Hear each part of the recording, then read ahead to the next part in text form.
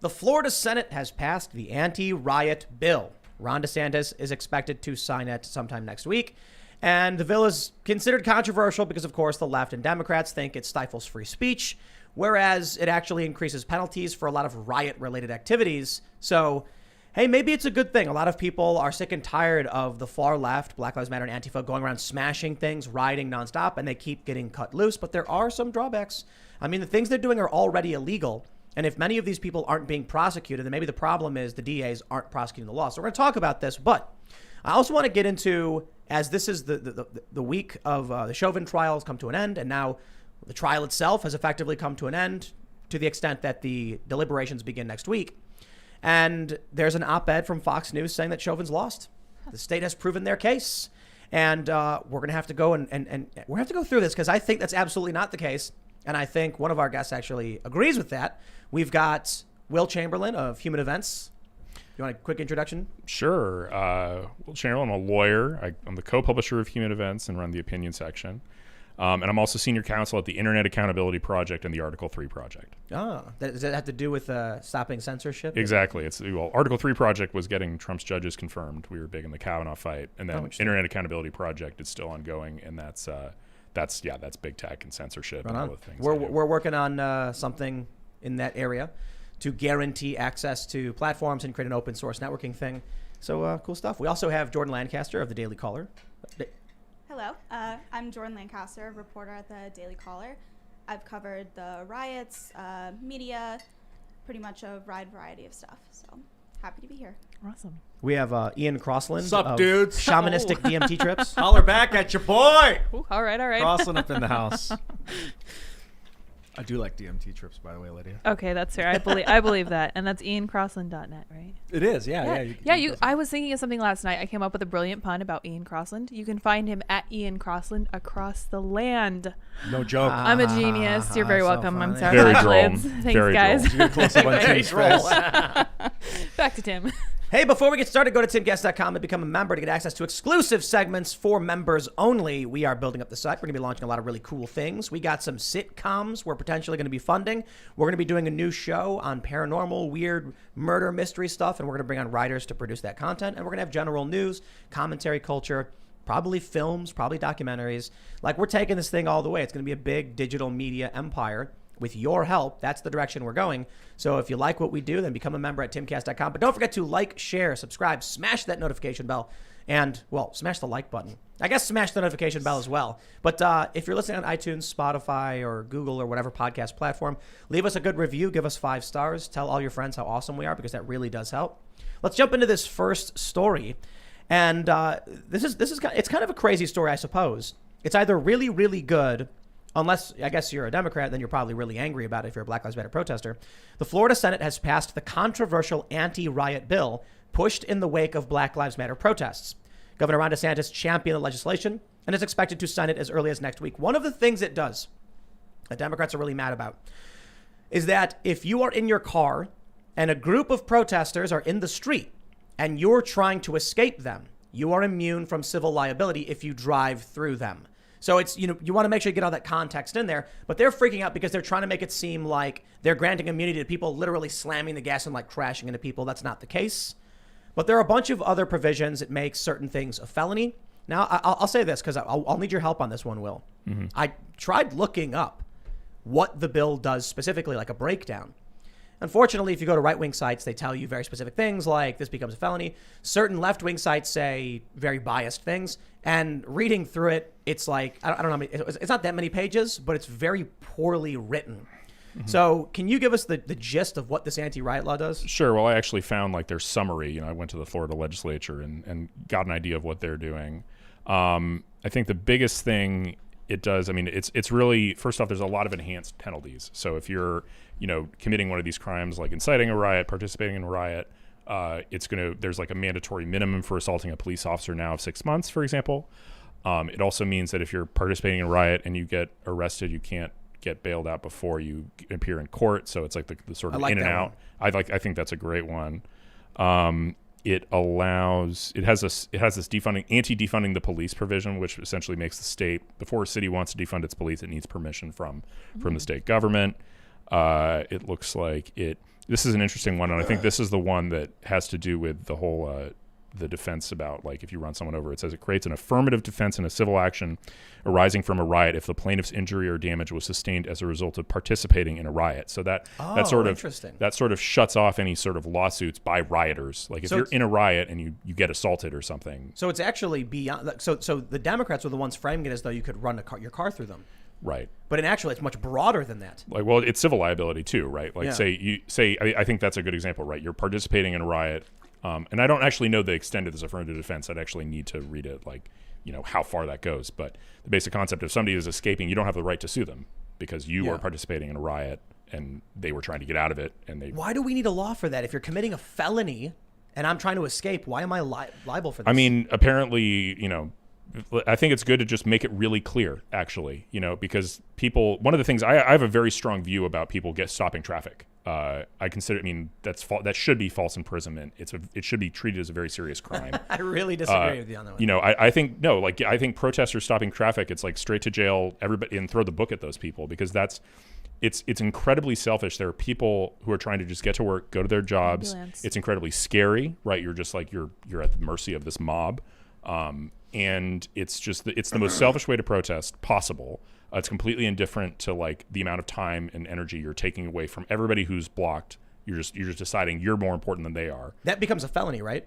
Blocking traffic. I think so. I think part of the bill makes it like a third-degree felony. I think they've been much more aggressive about it. And I really disagree with that one. I think that, if it was just a bunch of, say, like, I don't know, Code Pink, and they're holding hands in the middle of DC singing songs, and the cops have to walk up and one by one arrest them and remove them, and it takes 20 or 30 minutes. Nonviolent civil disobedience is a good thing. We don't want people to be getting violent. I'm okay with that, except do it on the sidewalk. Like, get out of the road. But that's the point. The point is to create some kind of circumstance where it generates attention. And my point is that I think that's not something we should incentivize, and instead that we should deter. I think a fair point is that people standing in the road create a very serious risk standing in a road, and you probably shouldn't stand in a road, period. Right. My thing is more just like we need to make sure there's a space maintained where people can be, to a certain degree, disruptive, peacefully and nonviolently, and it's already illegal. So typically what happens is when people are holding hands in the street, they immediately get arrested. Mm-hmm. Sometimes it takes longer if they use, like, chains to, like, link their hands together, or those, like, metal tubes. But when a peaceful protester stands in the street, the cop walks up, cuffs them, and walks them away. They clear the traffic relatively quickly, and the protesters get their point across. They do get charged. It's usually a misdemeanor, slap on the wrist. And then they're not going around smashing windows and beating people in the streets like they're doing now. I mean, I think, there's already laws that are, we aren't seriously punishing people in the road, and they still, I don't think that's a way to divert them from breaking windows. I think a felony is kind of intense though for that, man. Right. But, then don't do it. Like, just don't do it. It's the law. Don't do it. I mean, I think you have to think about the worst case scenario, right? Like, what if an ambulance is trying to get through this traffic and they can't? Or, like, there was a video that went viral a while ago of some guy, he got out of his car and a mob was blocking him from getting in the road, and this is a doctor, and he was like, he worked in the ER or something. He was like, I need to get to work. I have patience. The challenge, I suppose, is the difference between an unruly mob in the street and, like, a bunch of hippies holding hands singing, and then the cops come and clear them out. Yeah, I think those are different things. But right. In this scenario, it was a giant mob of people in an intersection. Right, that's like a riot. 100. And what's stopping the hippies from getting a permit? Like, if you want to march in the street, get a permit. There's ways to do that. I don't know, man. First Amendment says peaceably assemble. Well, do you guys remember the LA riots more recently? Not the actual LA riots like in the 60s, but there were LA riots. Yeah, the 90s. Yeah, 60s. 60s. I'm a little bit off, like 30 years. What? They blocked a highway in LA, and there was an ambulance that was stuck in the traffic, and a little girl died because of it. Like, that's for me the biggest argument against, like, blocking traffic, and I kind of agree with Will. Then they should be charged with murder. Yeah, absolutely. Yeah. Right? Like, that's a serious issue. Well, I think we should just, at the outset, just deter this behavior entirely. Like, I mean, if people actually start going to jail for serious time for doing this, it will stop. People will find other ways to make their point heard. And there's plenty of ways in this world to get your point across. Yeah. My main thing is, like, if it's already illegal, why are we making more laws for it? Because people are still doing it, so the punishments aren't severe enough, apparently. I'm not sure that they care. I mean, I will say, a point I've made in the past few days is that the cost for rioting is too low, and these people know this. Even though it is a felony to go and do, burn a building to the ground, they know they're going to get cut loose. You see that lady in Portland who burned down or set fire to the police union building, they released her without bail. Yeah. They released her. Yeah, it's just rioting is not drug addiction where people can't stop, Right. right? Like, and that it's not, and therefore it's like overly punitive and draconian. No, you don't have to riot. You have no addiction to rioting. You are just doing it because you want to. So stop it. And we just need to change the law so that people go right to jail. This woman, apparently she got informed on because one of these Antifa guys in Portland is apparently a snitch. She was arrested apparently last year, I guess, and she was released and all the charges were dropped. Mm-hmm. If this woman if the charges were not dropped and she got a year in jail or a year plus in prison, she would not have been there to set fire to this police association building.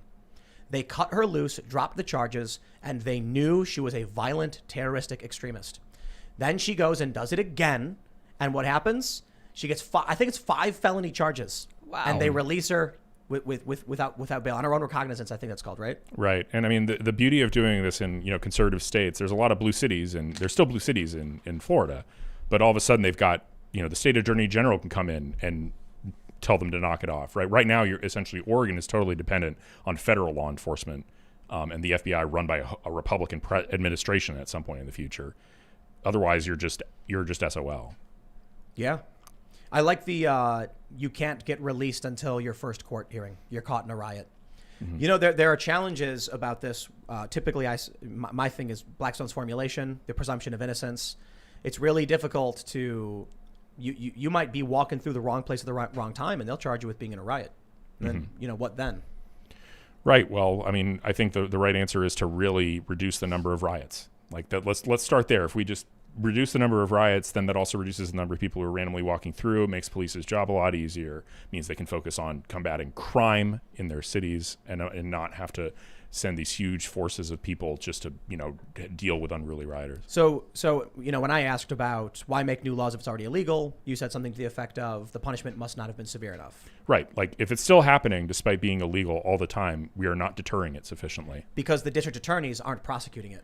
That might be true, but this is a solution to that as well, right? If you create new state laws with severe punishments and essentially you create an environment also where the state attorney general is going to want to enforce those laws if local district attorneys are not.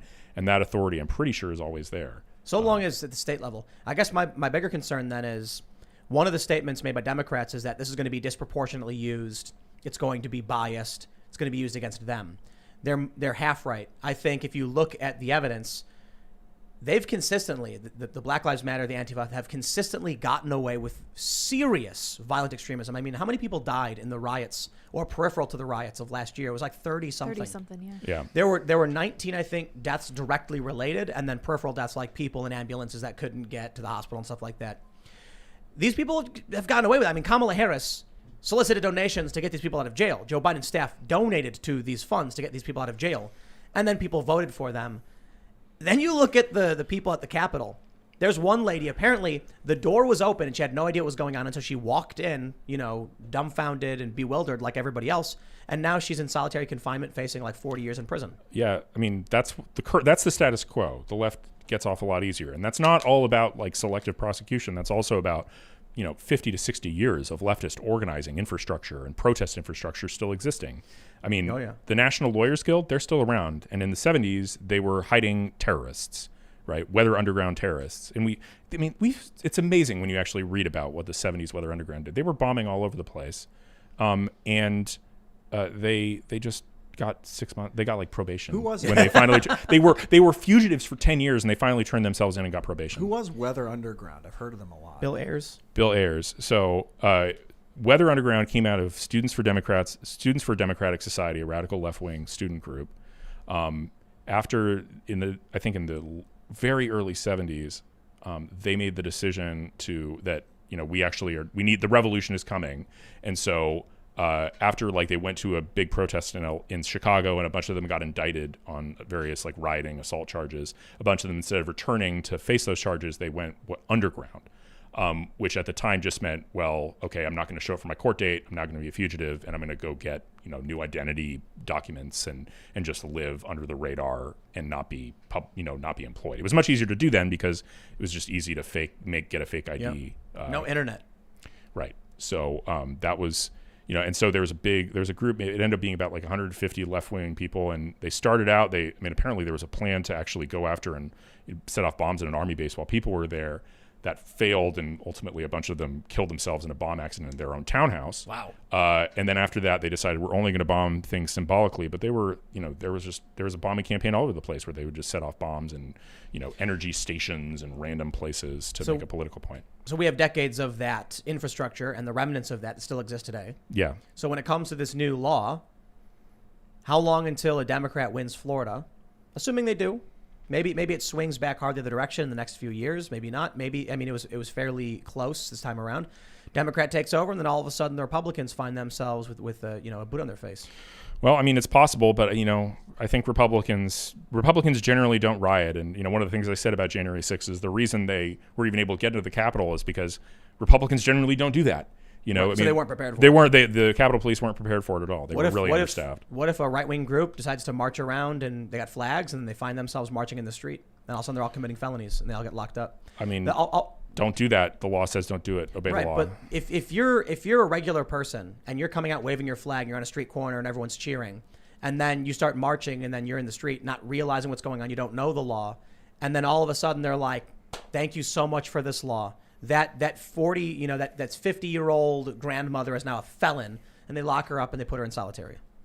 They've already done that in federal law. Right. That's what I'm saying. So it's like I expect more. It's quite possible that Democrats will use this stuff against us, but I think the net trade-off, given how few sort of riots there are from the right, like January 6th was such a bizarre aberration. I remember just being surprised. It's like, our side never does this. Left did this all summer and all the time. The right never does this. I literally published a video at 1 p.m. that day where I was like, nothing's happening. Trump's speaking. Everyone's waving little flags. This is boring. Yeah. And then 10 minutes later, they pushed past the barricade. And then 40 minutes later, Oh, it's so stupid. Yeah. So stupid. So anyway, I'm not pro rioting. Like, I just don't care. Don't riot. I'm concerned how they redefine riot in the coming years, because if they make a law about what you can and can't do when you're rioting, then all of a sudden they're going to make a law about what the word riot means. That's in it. It changes it to 3 or more people engaging in tumultuous activity. So if I go on the corner and start playing music and I have 4 people around me yelling and they're excited, they could say I'm rioting. Maybe, but then there's always this First Amendment constraint in the background, right? Yeah. So, I think, and I'm confident in the ability of federal courts to enforce the First Amendment and strike down laws, even just as applied, right? If they try to use one of these riot laws to something that is clearly First Amendment protected activity, I'm confident a court would strike it down. What are they going to do about journalists who are there covering it? There's the problem of people there who are actual journalists who have, their cameras and stuff, and then there's people who fake it. There have been a lot of people at these riots who have fake press credentials. So are they going to arrest everybody, including people who are there as reporters, or are they going to let reporters go and then have people fake it? They'll arrest them. They, two of our reporters got arrested. Yeah. I remember. I'll tell you this: the simple thing is, if you're a journalist and you're working the protest beat, be nice to the cops. Like, be calm, very calm. And have your press credentials readily available. Ask for a supervisor very calmly and politely. If it doesn't happen, keep your mouth shut. So I've been in so many of these circumstances. And I remember in D.C. on Trump's inauguration, several journalists got pulled out of the mass arrest. I was one of them. Why? I had my card. I asked for a supervisor.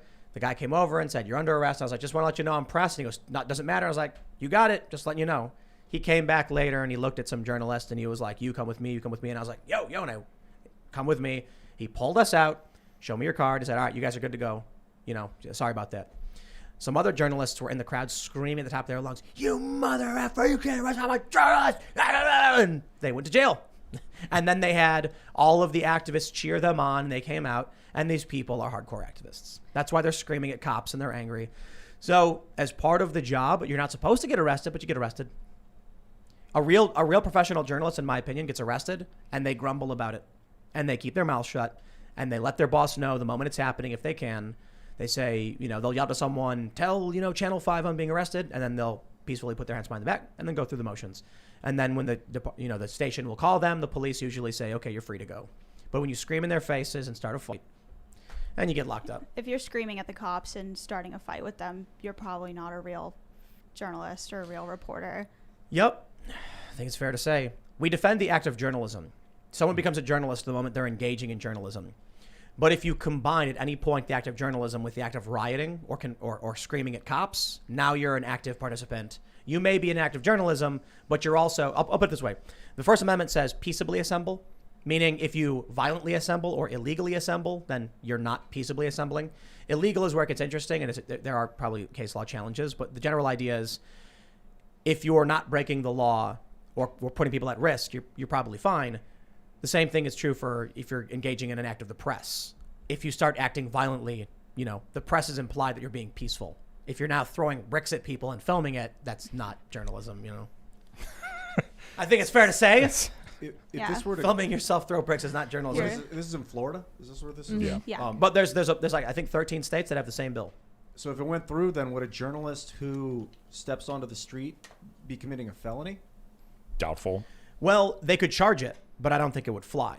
They could charge it because they'll say, let's say you're there and you're filming and you're in a group of 3 or more engaging in tumultuous activity. They'll say, you're in the street, felony, you're under arrest. Then you'll probably have to go before a judge. You'll tell the judge, I'm a reporter, here's where I work. The judge will be like, okay, you're free to go. If you can't prove you work somewhere, he'll probably say, I don't believe you. Your court date is this. It's tough. It's not easy. The First Amendment is interesting. It defends the press, but now everybody's the press. So I guess the problem now is like the question you ask. If you're a journalist and you enter the street and you're obstructing it now, got a problem. I mean, I don't know. Like, I'm looking at the statute. It changes the definition to someone who participates in a violent public disturbance involving an assembly of 3 or more persons. Oh, okay. Has to be violent. Acting with a common intent to assist each other in a violent and disorderly conduct. So yeah, violence So is part of rioting. that wouldn't include journalists or No. reporters Journalists are then? free then. Yeah. Unless you're filming yourself throwing bricks at people and calling Right. them journalists. I mean, if you're there's a- filming and throwing a water bottle, then the more important part is you're throwing a water Right, bottle. Right. exactly. Well, let's jump over to the next story because the next one is whether or not we're going to see massive riots across the country. And Right. yes or no answer. Will we see substantially worse riots this year? Oh man.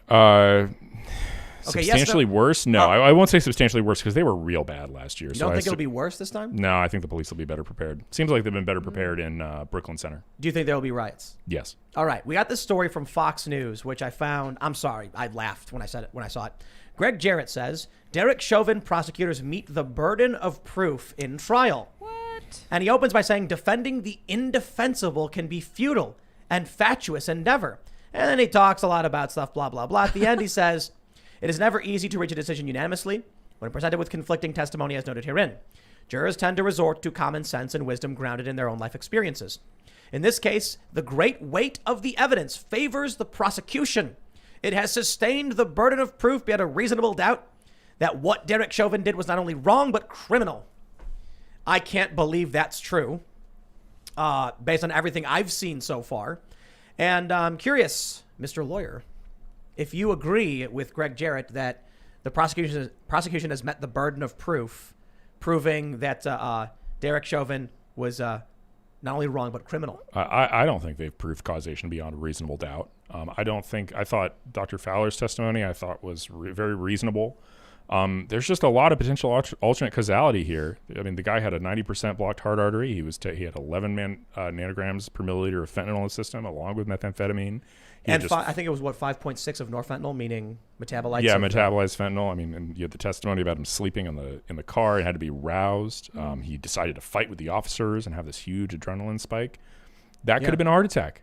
And well, so here's my issue, right? So let's go through the charges. This guy's saying they met the burden of proof. I don't see that. We've got murder 2, murder 3.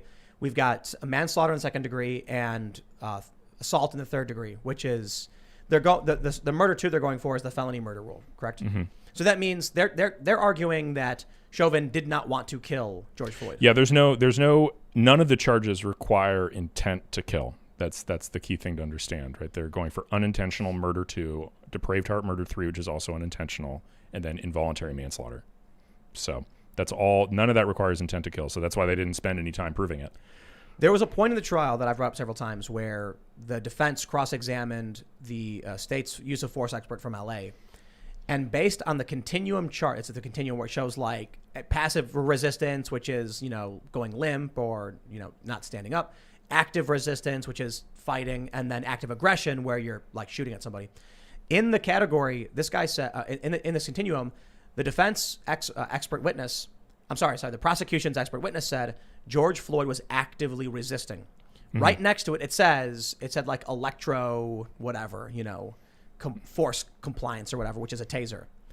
And Nelson, the defense attorney, said, so Chauvin could have used a taser immediately upon encountering George Floyd actively resisting the other officers. And the prosecution's witness said, yes.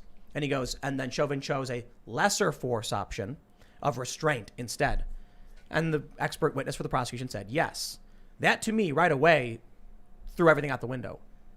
It seems like, based on that argument alone, Chauvin was trying not to hurt the man. Right. Or to minimize. Right. You could see, that could in and of itself be reasonable doubt. I think the defense is going to have problems because the defense use of force expert was a clown. Yeah. A complete clown.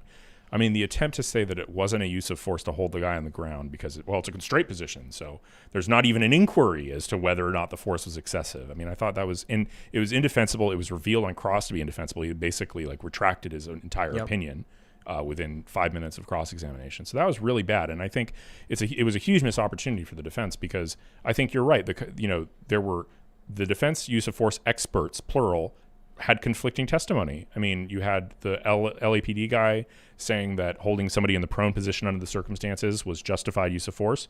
And then you had the academic saying it wasn't. Right. And all you need is a guy to get up there and say, which is it? Which is it?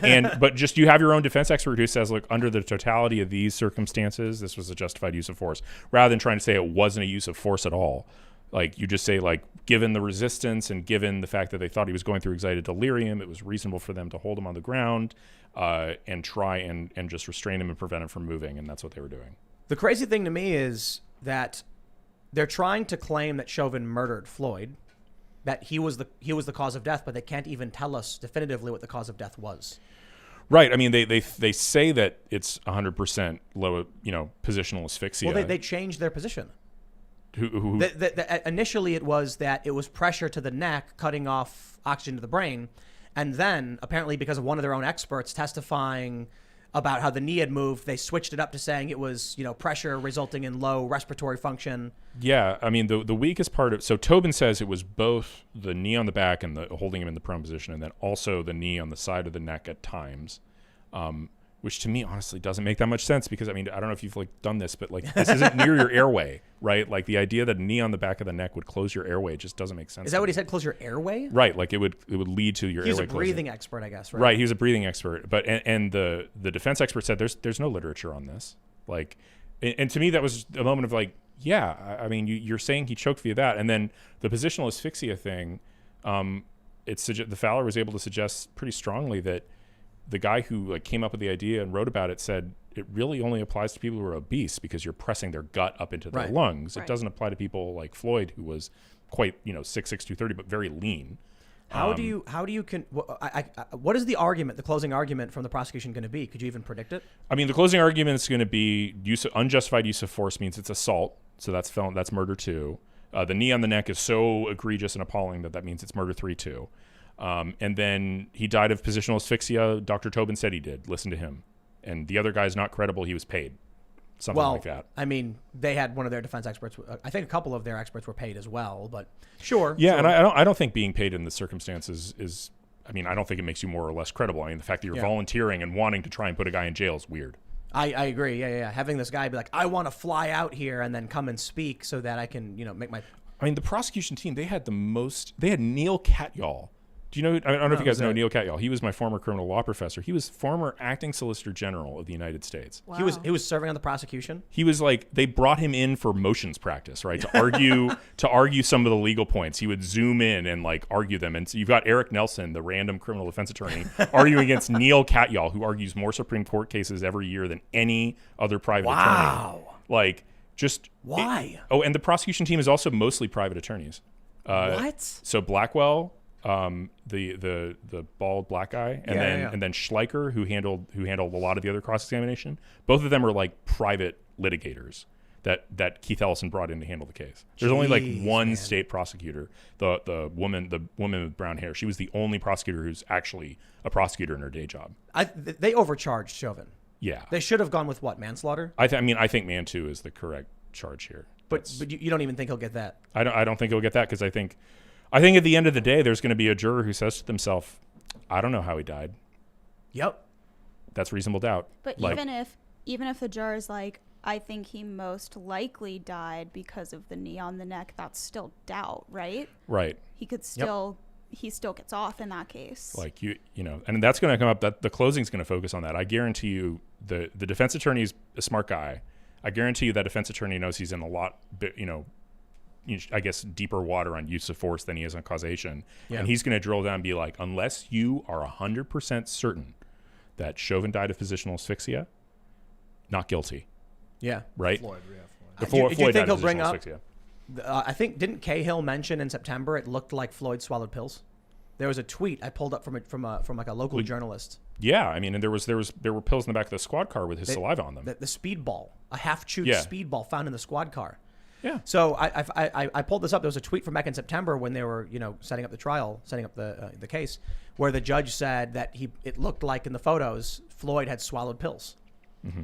Do you think the defense is going to bring up to the jury George Floyd was seen on camera ingesting what appeared to be drugs? He was with a man that was testified by his own girlfriend to be their drug dealer. They found drugs in the vehicle, and he had the drugs in his system, which, as you've heard already, fentanyl depresses your respiratory system, and methamphetamine causes heart arrhythmia. We can't be sure how George Floyd died. Yeah. I mean, there's a very powerful closing, and it's a lot harder to rule it out. I mean, they basically have to rely on these pieces of Dr. Tobin testimony that said, well, if you had a heart attack, you would have seen this and this and this. Who gets the last word, though? Prosecution does, right? Yeah, but I mean, the prosecution already had its. I think, the prosecution gets the last word in opening or in the closing arguments. Yeah. That's powerful. It is, but it's still beyond a reasonable doubt. And I think at the end of the day, the defense has it. I've seen, I think about the Robert Durst case where the guy literally, what's the word for, not decapitated, but dismembered his neighbor. The dismembered body was, pieces of the dismembered body were found in the lake or in the river. The axe used to do the dismembering was found in Durst's car. Wow. What? When was this? This is a great HBO show called The Jinx, which you have to watch if you haven't seen it. Yeah, The Jinx. The Jinx, it's incredible. Yeah. And he claimed self-defense. Said that the guy was his friend, and when do you dismember someone in self-defense? So how did he get acquitted? That's he managed to give Persuade reasonable doubt that the thing that led to he's like, I didn't murder him, I did dismember him. I think wasn't it the New York Post that the headline was Durst, who cut up body, claims self-defense. That was the New York Times that said that. Right. Wow. Holy cow. That was a headline. Well, hold on. There's something we got to consider, though. If tonight we see rioting, and I think one of these jurors lives in Brooklyn Center, and the rest of the jurors still have to commute through riots to get to court, you think they're going to show up on Monday sweating bullets, knowing that if they say not guilty, that it's going to be a brick through their window and their house on fire? Maybe. I mean, I could see somebody hanging the jury because of that. They're just like not willing to go with a not guilty verdict. So I think hung jury is a real possibility here. And that means they redo the trial again later, right? Right. It would just be a mistrial. Wow. What's the difference between murder 3 and manslaughter? Murder 3 is what's called depraved heart murder. So like that's supposed to be really, really, involuntary manslaughter is killing someone without intent, right? Generally, that's the usual crime. Like for example, the Dante Wright case where the woman mistook her gun for a taser and shot the guy. That's an involuntary manslaughter charge. So the one cop says I don't think she's actually made her statement yet. Right. Fair enough. But like that's what they charged. That's the first thing they charged. But depraved heart murder is things that are like really beyond the pale that indicate a depraved heart. So juggling chainsaws, and then you throw someone at somebody or something.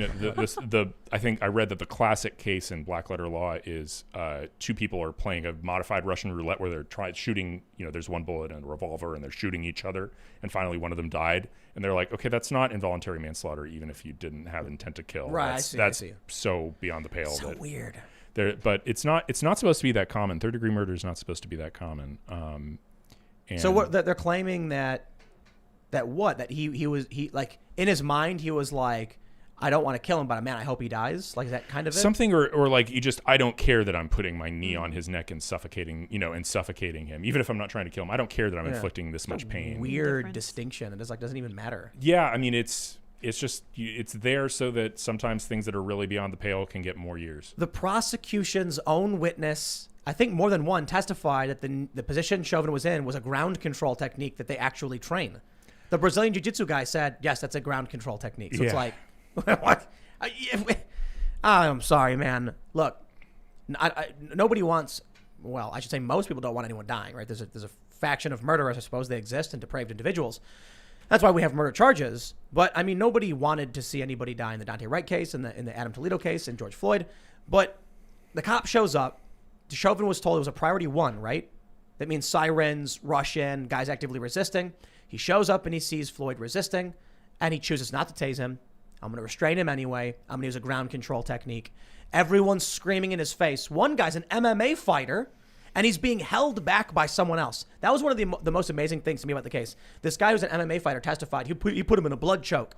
And then when Nelson shows the video, it was like, there's the MMA fighter in front of Chauvin, who's 5'9", 140 pounds, and someone was holding this guy back. Stands to reason that Chauvin felt he was in a very serious, threatening situation. He was a little distracted. Like, Yeah. I would be distracted in the circumstances How too. do they not have reasonable doubt? It's like, I'm sorry, but at this point, I have like, it's not reasonable doubt. It's like, what's overt disbelief? You know what I mean? Like, Right. Like, you just think he's innocent. Period. yeah, I know. Right. Like, that's simple. I love how the left their attitude is, but we saw it on video. Doesn't Yeah. matter. It's like all the context, the training, policing, none of it matters. And I can't stand how the left is covering this. Like, they are not preparing their audience at all for an acquittal. Like, they're saying that this trial is going swimmingly for the prosecution. And it's like, there was a day that went really well for the prosecution when they cross-examined Thursday. the use of force expert.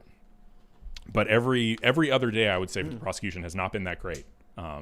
They had like tons and tons of witnesses, and Nelson was able to get out a lot on cross. I'm not a lawyer. I don't typically follow criminal trials, and I thought when the prosecution's use of force experts were testifying, I thought it was a defense witness. Yeah. I was like, wow, this is great. The defense is really laying it out. And then I was like, wait, that's the prosecution's witness? Yikes. He brought in a guy to claim that Chauvin was doing what he was supposed to do and could have done worse? Wow. Yeah. I was like, are they trying to lose?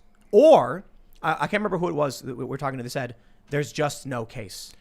I mean, on the one hand, it's really hard because there's a lot of what Chauvin is doing. I mean, and there's this mismatch too, right? Like, the thing that really seems like excessive force is, in particular, the knee on the neck or in the neck area, and then also like holding onto him well after he's lost his pulse. That seems like excessive force. But so much of everything that led up to that was policy. Like, I think they conceded, holding somebody in the prone position for excited delirium. I'm pretty sure that was Minneapolis policy. Right. But also, they're like, yeah, but why 9 minutes? Because the MMA guy was screaming in his face and being held back, and Chauvin was very distracted and didn't know what was going on. And because they thought EMS was coming and would be right there, and they were just trying to like hold on to him. Did you see the prosecution's expert use of force witness who said when he was asked on cross, have you ever held someone in a restraint until EMS arrived? Yes, I did. Yeah. It's like, yeah. Wow. That's. I mean, it's just true. So, yeah. Their own witnesses over and over and over again. That was crazy to me. Yeah. And then I was reading. The crazy thing about it is I'm watching the trial, and like I said, the first time I tuned into the cross examination, I thought it was the defense's own witness, and I was like, oh wow, we're in the defense. I was like, wait a minute, the defense hasn't started their case yet. Wow. And then I start watching the mainstream media, and what do? They show only the highlight reel of one fighter landing punches. Mm-hmm. They omit the defense. The craziest thing about that, I think it was Slate.com, right? Lefty publication, where they say, is the defense floundering?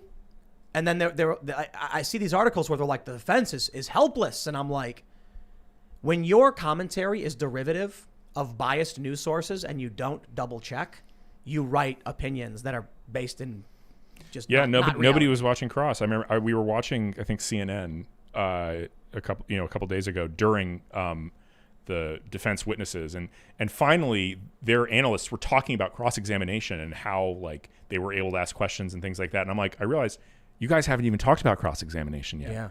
You guys, it's just you've only broadcast highlights of direct. Yep. And you have and that gives you no clue about what's actually happening. You know why?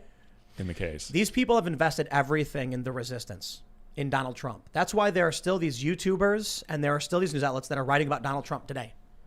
It's amazing. They talk about January 6th almost every single night. I watch CNN and MSNBC every night. They talk about it literally. I don't know. Will watches it with me. Would you say almost every single night? Almost every night. I mean, Rachel Maddow did like 40 minutes on Russia, Last last night. night. No, She did. what? 40 minutes. She talked about Russia, and then she talked about, I think it was Anti-Riot Wright she talked about for a little bit, or it was a shooting. there's like 20 and then minutes she of the went riots. Back to Russia. So for the rest of these it. people have an audience of cultists that they've whipped into a cult over the past several years, and they know if they give them real information that offends them, their minds will explode. So they're like, okay, let's see. We have this trial, and the prosecution expert witness says Chauvin should not have done that. That's great. We'll put that for 10 p.m. or for 10 a.m. Then we have the defense. They said, actually, he should not have done it, but it was part of his training. Let's throw that in the garbage. And then this next one says Chauvin was using excessive force. We'll put that right there. And then, but that's my opinion and not the facts because he was trained to do that and other officers do it as well. Let's throw that one in the garbage. Just the highlights. This is a major part of what's stirring up riots. You have all of these viewers watching what they think is the facts of the trial. Yeah. They turn on CNN and MSNBC every single night. And then what if he gets off? Well, what they've been watching is showing them, to them, obviously he should have been convicted. Imagine so, once he gets off, it's like they have more of a reason to go out and riot. Imagine watching a boxing match where they only show you, fighter in the blue shorts punching the fighter in the red shorts over and over again. You're like, oh, this is brutal. It's over, man. Geez. And then all of a sudden, they go to call it and they raise the arm of the guy in the red shorts. You're like, but he didn't land a single punch. They'll even be like, why does that other guy's face look so busted up? Yeah, right. Like, it doesn't matter. He won. Right. Yeah. And then they riot. See it, and they'll be cognitive. They won't even question why it looks like. Literally, that's how the human mind is built. Or actually, maybe a better way to put it is like it's a World Series match. It's baseball, and it's the I don't know any teams. Give me a team. We got the White Sox. Cleveland Indians. Do they play against the Sox? They play against the White Sox. No, they play against They the wouldn't. Cubs. It would not in the World Series. The World Series is going to be National American Yeah. League. So Let's say Cubs. the Cubs versus White Sox. Yeah. Okay. What? I guess they both make it Chicago. White Sox. So there's going to be a riot no matter what happens. I mean, it is Yeah. Chicago. And basically, people are watching, and then they only see the home run scored by the Sox, and they're like, "Wow, it's they got 8 runs in. They must have won." And then when it turns out the Cubs had 9, they just don't believe. Like, you're lying. Yeah. We watched the game. We didn't see any of that. And they go around and destroy everything, riot, smashing things, and just anger. Well, I mean, they're doing it again. So the Dante Wright thing, we were watching it on CNN and MSNBC. They always play the clip, and you know what they omit? The part where he's being placed under arrest and then evades and gets back into his car. Yep. They cut to begin the thing right after that happens, and while he's already back in the car. I think it was either 2015 or 16. There was a Trump rally in Janesville, Wisconsin. There was an old man arguing with a young woman. She started screaming, "He touched my breast, he touched my breast." He puts his hands up and said, "I didn't even touch you." Then she punches him in the face and someone pepper sprays her. Mike.com added the most insane edit I've ever seen because it was within like 1 second where he puts his hands up, then she punches him and gets pepper sprayed. So they added like a flare, a white flash, and all it did was cover up her punching the old man. So all you see her doing is going, "He touched my breast." He puts his hands up, and then if the screen flashes and she's going, getting pepper sprayed. Wow. They literally cut out her punching a guy in the face. She was pepper sprayed in self-defense of others. Yeah. Amazing. What goes through your mind when you're like, I'm going to edit this video and make this woman not punch him? Why? Because they're like, I'm going to make so much money from Yeah, like this. these clicks, yeah, man. that's true. Yep. Yeah.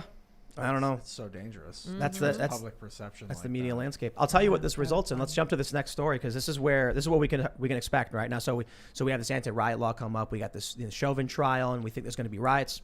Check out this story from Scriber News. Scriber correspondent attacked while covering protest. This is Kaylin De Almeida. We know him. Yes, a night covering Black Lives Matter Los Angeles protests had peaceful moments, but parts turned to mayhem in the evening hours. Scuffles broke out as a Scriber Field correspondent was attacked. Scriber Field reporter Kaylin De Almeida was attacked at approximately 10:30 p.m. on Highland Avenue between Hawthorne and Selma in Hollywood. And this video is particularly brutal. I can't play for you the video, but this is a guy who's just doing journalism, and they chase him down. They stalk him. They follow him. They repeatedly shove him, hit him, knock him to the ground. It's particularly bad. My understanding, and I could be wrong, is I believe he got knocked unconscious and left on the ground. Particularly brutal attack. So we have these roving bands of, I guess, terrorists. Vigilantes? No, they're not vigilantes. That's how they see themselves. Criminals who should be in jail. They view themselves as righteous superheroes, The criminals who resistance. should be in jail. Yeah. I don't even know if they see themselves as a resistance. Honestly, I don't even know if they see themselves. You know what I mean? No self-awareness. No, but I do mean that. How many of these people just don't know? They're just outside bored, and then they see a group punching someone, so they run up and punch them, and they're not thinking anything. Who knows? I don't know. I mean, Antifa would do that stuff. They would love to get up in people's faces. I remember something as simple as when Jack went to that protest at the Lincoln, I think it was the Lincoln statue in D.C. Yeah. And just had, clearly was just being assaulted by this random Antifa kid, Jason Charter or whatever, who ended up being arrested. Oh yeah, Jack Posobiec. Right. That was a great photo. It was a great Killer photo. photo. But you're Looks good for just Jack. watching it, and it's this guy's committing crimes on camera. That's assault. You can't just push people and prevent them from going places. You can't get in people's faces. You can't. You're committing crimes on camera, dude. You're going to get arrested for them. A friend of mine actually texted me about Kaylin earlier today and was like, I guess people don't like being recorded while they're committing crimes. That's probably correct. Serious crimes too. I went to Black Lives Matter Plaza one night when there's a lot of people there, and it to me seemed like they were just randomly picking people to kick out. I couldn't really see a pattern of who they were picking, but it kind of seemed like, and it was a very specific group of people. It wasn't everybody there, but it was, a group of people, and they would just find someone who was recording and make them leave. I would be fine with a very serious, ramping up the penalties for assaulting a journalist, right? 5 years. How do you go to define jail. journalists in that capacity? Somebody who's committing, you could probably figure out a way to do it that somebody, if you beat up somebody who's filming you, right? In the middle of a riot or a protest or whatever, that's a 5-year count. They chased out CNN. They did. Yeah, you're right. And CNN didn't even mention it. Not once. Really? Wow. Not once. Wow. They're awful. I man, checked the website. I checked the shows. Not one mention. Look, Why Jeff would you not cover Jeff that? Zucker is the reality TV guy. Isn't he the Apprentice guy? Yeah, he wanted Trump. Wasn't that him? What? I believe he is reality. He was the Apprentice guy, wasn't he? I don't know. I think so. CNN Look it brought up. on. Yeah. Double check on that one. that up. I'm pretty sure Zucker was the Apprentice guy, or he was reality TV for NBC, and CNN brought him on because they were like, listen, here's how I imagine it. You've got the executives, Time Warner, whatever, AT&T, whoever bought CNN, and they're like, we don't want to do news. We just want to be bad people. What's the worst possible thing we can do for humanity? And they're like, got it. Let's hire Brian Stelter, Oliver Darcy, and Jeff Zucker to run everything. Did you see the Project Veritas thing with Brian Stelter? Yeah, that was funny. So for those that haven't followed the story, Project Veritas got an amazing expose. It's a CNN technical director basically saying they're a propaganda network, gloating about COVID death, celebrating the numbers. I'm like, that's insane, man. Yeah. You know what I would love? Talk about Sonic the Hedgehog again. We've done segments about the Falcon and the Winter Soldier because we really want to talk about fun things and argue about inanities instead of this CNN guy gloating about all the dead people means ratings. Jeez. Well, so James O'Keefe gets suspended from Twitter. They sent a journalist to confront Brian Stelter. And Brian Stelter, in the most, what's the right word? It's hard to say. I want to say combination of pathetic and unwillingness to do your job and dishonesty. Is there a word for that? Can we make a word for that? Probably a German word, honestly. We'll call it stealth. Call it steltering? Steltering. Yeah, it's like Rupar. Yeah, steltering. So this journalist says, you have a comment. Your employee said you're a propaganda network. And he goes, I feel really bad for you. And I'm like, dude, listen. First of all, who explains PR to these people? You want to, if I was confronted by somebody, don't you realize that insulting them and yelling at them makes everything worse for you? Yeah. He could have just been like, I'm not the PR person. I'm not familiar with this guy. I don't really have much to say, and I'm sorry. I wish I did. Right. And then it's like, can you answer this question? Honestly, I really can't.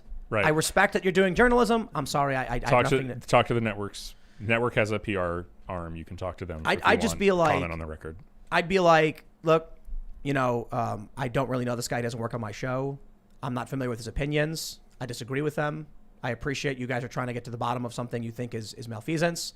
You're going to have to talk to CNN's network and get a statement. That's all I can really say. Is that all he said? He didn't say that at all. I'm saying he should have said that. No, I'm saying is all he said, I feel bad for you. Yes. Wow. Twice he said it. And then he's like looking at security and going like, What? Get this prole away That's from like me. the I wonder- worst thing you can pleb. say. Yeah. So I look at this guy, Kalen. He gets brutally beaten in the quest to film and give the public a view into what these people are doing.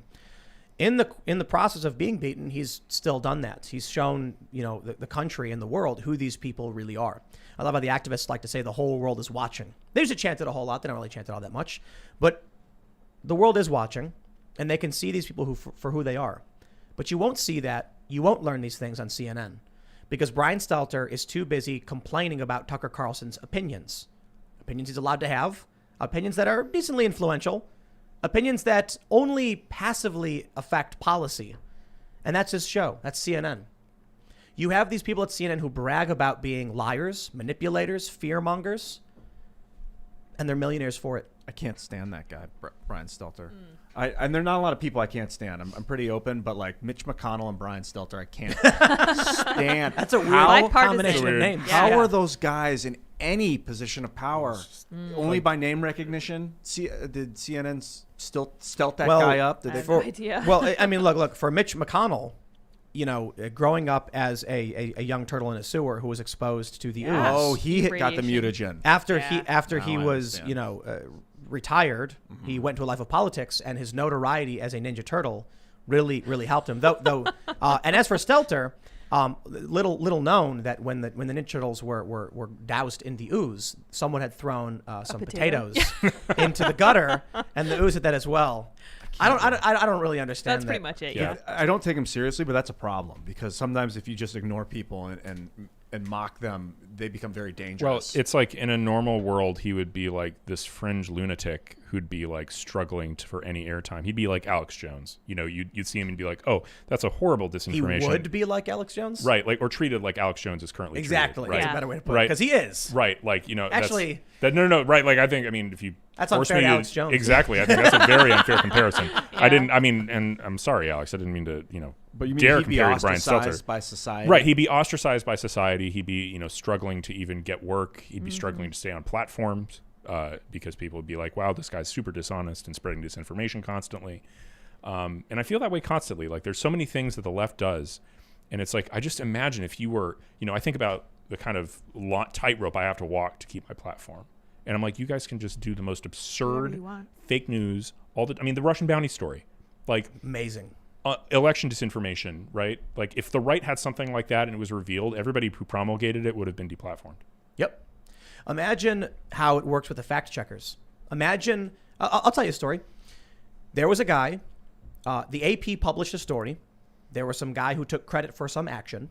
And I said, based on my investigation, and I did preliminary investigation, this is fake news. The AP is publishing, bunk information. YouTube deleted my video. Saying it was like a guidelines, like community violation. I don't know the exact reason because I wasn't given a legitimate one. It was, community guidelines violation. And then 2 days later, I think it was, or a day later, the AP issued a retraction saying, we were wrong, here's what really happened. And it backed up my story, and then YouTube reinstated my video. The assumption is that the AP must be correct and Tim Pool, random YouTuber, must be wrong.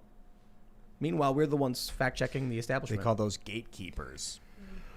And they're very dangerous for a free and open society. If ABC News has an intern who writes an article that says Ian Crossland did a backflip. We're back on the Ian Crossland does things as I'm down examples. with this backflip thing. And then I come out inspired. as someone who knows Ian and say this is just not true. Don't defame me, Tim. The fact checkers will say Tim Pool lied and published false information. ABC News reported this happened. And if I would say, no, Tim is right, ABC lied, they'd be like, Ian Crossan is not a credible source. That's right. They'd say he's lying to defend himself. So the point is, when CNN, NBC, or ABC, or MSNBC, or any of these outlets make a claim, it is assumed to be true no matter what, with or without sources. Here's what I love about Veritas. James O'Keefe literally posts a video where it's a guy saying that CNN is propaganda. And they're like, that's deceptively edited. Meanwhile, the New York Times is like, a source familiar with how Trump thinks believes that Trump wants to kick a puppy. And then it's like a headline story. Because some guy in an alley was ranting about he can read Trump's mind? That's fact news, though. Remember that video I took of the Trump worker being kicked out of the polling place? The poll watcher. That got fact-checked into oblivion. Nobody ever called me. And the fact checks were wrong. They were all like, he was let in later. False. He was not. He never went back. I was with him all day. Some context. During Election Day, you were there and you filmed a poll watcher being removed. Yeah. Or being barred entry. Yeah, being refused entry into a polling place. We need a certificate that guaranteed him, that gave him the right to enter any polling place in the city of Philadelphia. They wouldn't let him in. They wouldn't let him in. Fact checkers claimed you were lying. Fact checkers claimed there was one fact checker who claimed I was just lying, that the guy didn't have the right to be there. False. Then fact checkers later claimed, based on a report, they called the city, and the city said, "Oh, this guy was let back in." They didn't call us. I have a Twitter account. Like you could reach out and say, like, was he ever let back in? Because the answer was no, he never was let back in. Sorry to interrupt. No, but that goes. I was gonna say it's funny to think how much people actually lie, but it's not funny. Like, I'm not laughing about it, but it's so prevalent. Mm-hmm. Like, I don't think about it because I don't lie during the day. For the most part, I'm honest, but it's just so common. You know why people are scared of James O'Keefe? Because they're gonna get caught lying. Yeah. And you know who's not scared of James O'Keefe? Me. Everybody here when we've hung out with him, because the things we say on the show are the things we say in real life. There's no secret where it's like, okay, James, here's what we really think. No, it's like I invite him on to tell him what I really think. Right. Yeah, we all say our opinions. I do recognize there's a problem in that in the digital space, certain opinions are banned, and we're just happy to have we're lucky enough to have opinions that fall into the right area. But when I'm talking with anybody from the left or the right, I say the same things I say on here as I say off the show. The only difference is I won't say people, like I'll avoid saying someone's name if they're like certain individuals, to avoid causing like a brigade or something. I'll say people's names privately because it's not going to go out into the ether and then cause someone to get a bunch of emails or something. That's about it. A lot of people are scared of it. This deception world is crazy. That like the city would say that he came back. And they didn't check up with us. I mean, I think some other poll watcher eventually went back to that polling place, but it wasn't the one that was in the video because I was with them all day, and they just reported that as true without reaching out to us. And I mean, the fact that the original fact checks were wrong, I mean, it was really embarrassing for them. Even like when you call the bank and you're like, I have an overdraft fee, can you help me? They're like, I can't. They're lying to you. Of course they can. And then if you push them a little bit and say, can I talk to your manager? They'll go, okay, hold 1 second. Oh, hello, Mr. Crossan. I was able to take that charge off. I've got I want to talk about Project Veritas, because I mentioned this a bit yesterday, a bit earlier today, but I really do think that what they're doing is probably the most consequential and important, whatever you want to call it, fighting battles that anyone in the culture war is doing. Mm-hmm. Because James is not only doing the investigations, publishing videos of people saying these things, he's fighting the legal battles, suing the New York Times, which has let me ask you this. I'll make a few more points. Suing the New York Times, suing CNN. Now he's going to be suing Twitter. He's not backing down. He is going nuclear, and he's doing so much more than anyone else is willing to do. He's willing to just refuse to bend the knee in any capacity. And there are so many people that I get mad at these cops in the Minneapolis area who can see what's happening with Chauvin and his other cops, and they're like, well, I'm going to stay here. It's fine. I'm not going to stand up. I'm not going to speak out. Because a lot of cops did. They quit. They refused. We had this story people mentioned. I think it was in Denver, I guess. Like 20 cops were like, nope, we out. But some of these cops are like, I'll keep my head down and say nothing. James is the opposite of that. That's why I respect him. Because he's like, I'm going to stand up and scream twice as loud now. So let's talk about this. I have a question for you, Will.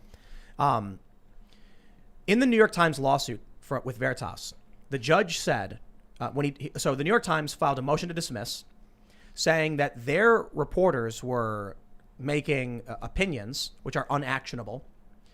And the judge said, if you have a fact-based news story and your reporters interject their opinions, it stands to reason you should inform your readers of that. Mm-hmm. For one, I'm curious your opinions on his ruling and what that might mean. But does this in any way set precedent that we could use moving forward?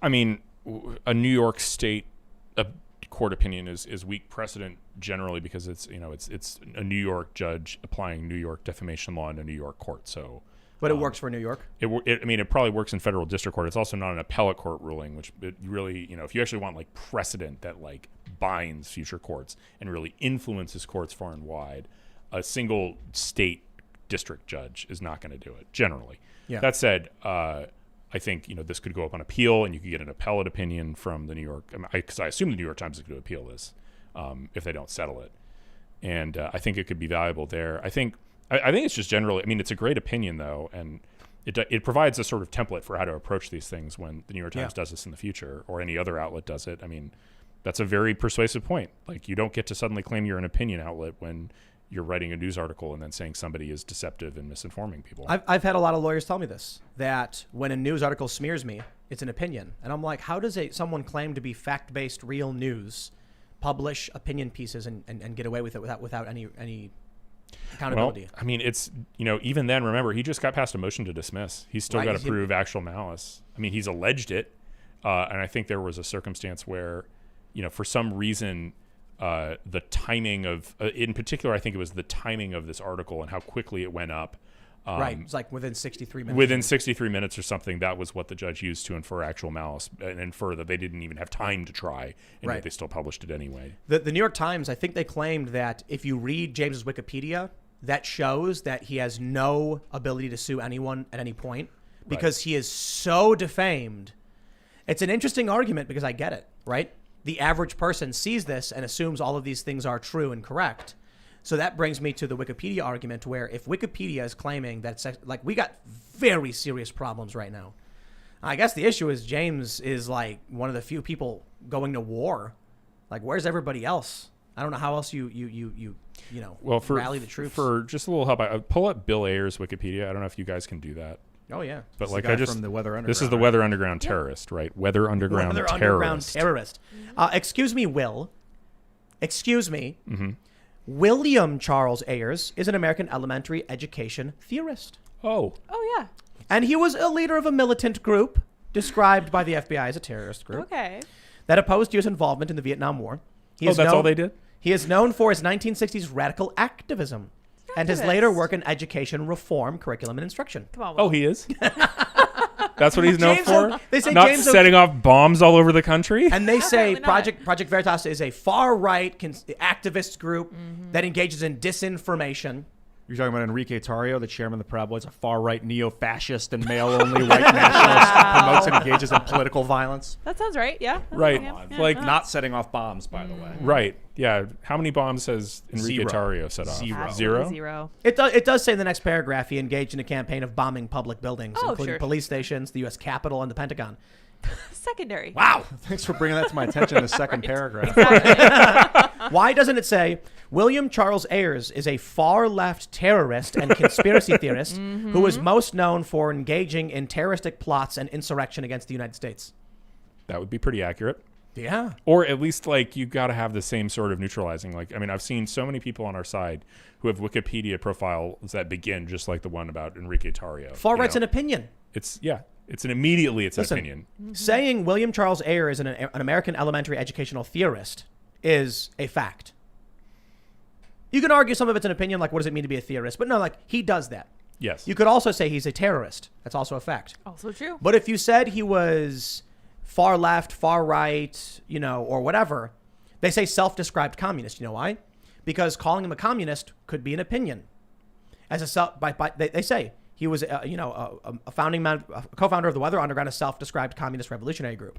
They're very careful when it comes to Bill Ayers. With everyone else, from people like Mike Cernovich, Jack Posobiec, or Project Veritas, James O'Keefe, they assert a bunch of opinions. They're deceptive, they're misleading, they're conspiracy theorists, they're far right, none of which are statements of fact. Why is Wikipedia engaging in opinion articles about people? It's 230.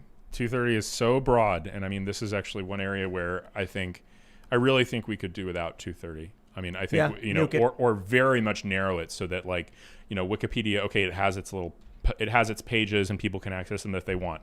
But if they show up on Google searches, which they do, then that's Wikipedia publishing them, so they're now liable for whatever defamatory content is there. I made this argument the other day. Let me pull up James O'Keefe. This is going to be good. Well, we showed this the other day. We'll pull up James.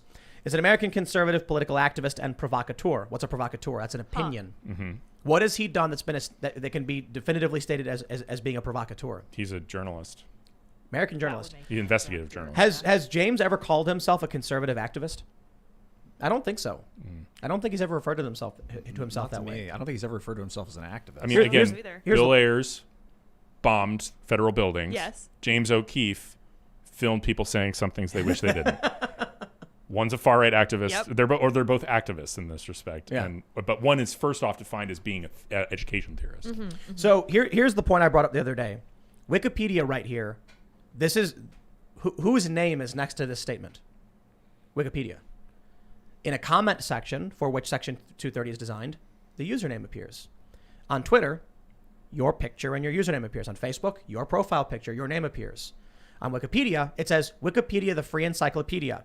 James O'Keefe, from Wikipedia, the free encyclopedia. Let me stop right there. The article says from Wikipedia. I rest my case, Your Honor. I mean, I think, as I was saying before, I think 230 has been interpreted broadly enough by the courts that it would probably be a defense to any lawsuit based on this stuff. But if so, you're saying if I write if I publish an article, let's slow down. On Timcast.com, I take the comments from people under a video. I then take the text, put it all as an article, and then put Timcast.com. This article is from Timcast.com, and it says all of these insane things. They can't sue me? I mean, it depends. I mean, they could sue me, but I could argue Section 230. This is user-generated content. Yeah, I mean, I think you probably. I mean, the way that it's been interpreted, I think you'd probably be safe. I mean, it's a very, very broad grant of immunity. I don't think we need it. I'm sorry. I know it would very much disrupt Wikipedia's current model, where Good. and I'm like, good. It's a defamation engine. So, that's what it is. Okay, I have a question for anybody. So 230 means that social media companies are not liable for what people say on their site, correct? Mm-hmm. So if you take that away, wouldn't that lead to more censorship? Because if they're liable for what people say, then take more of it off.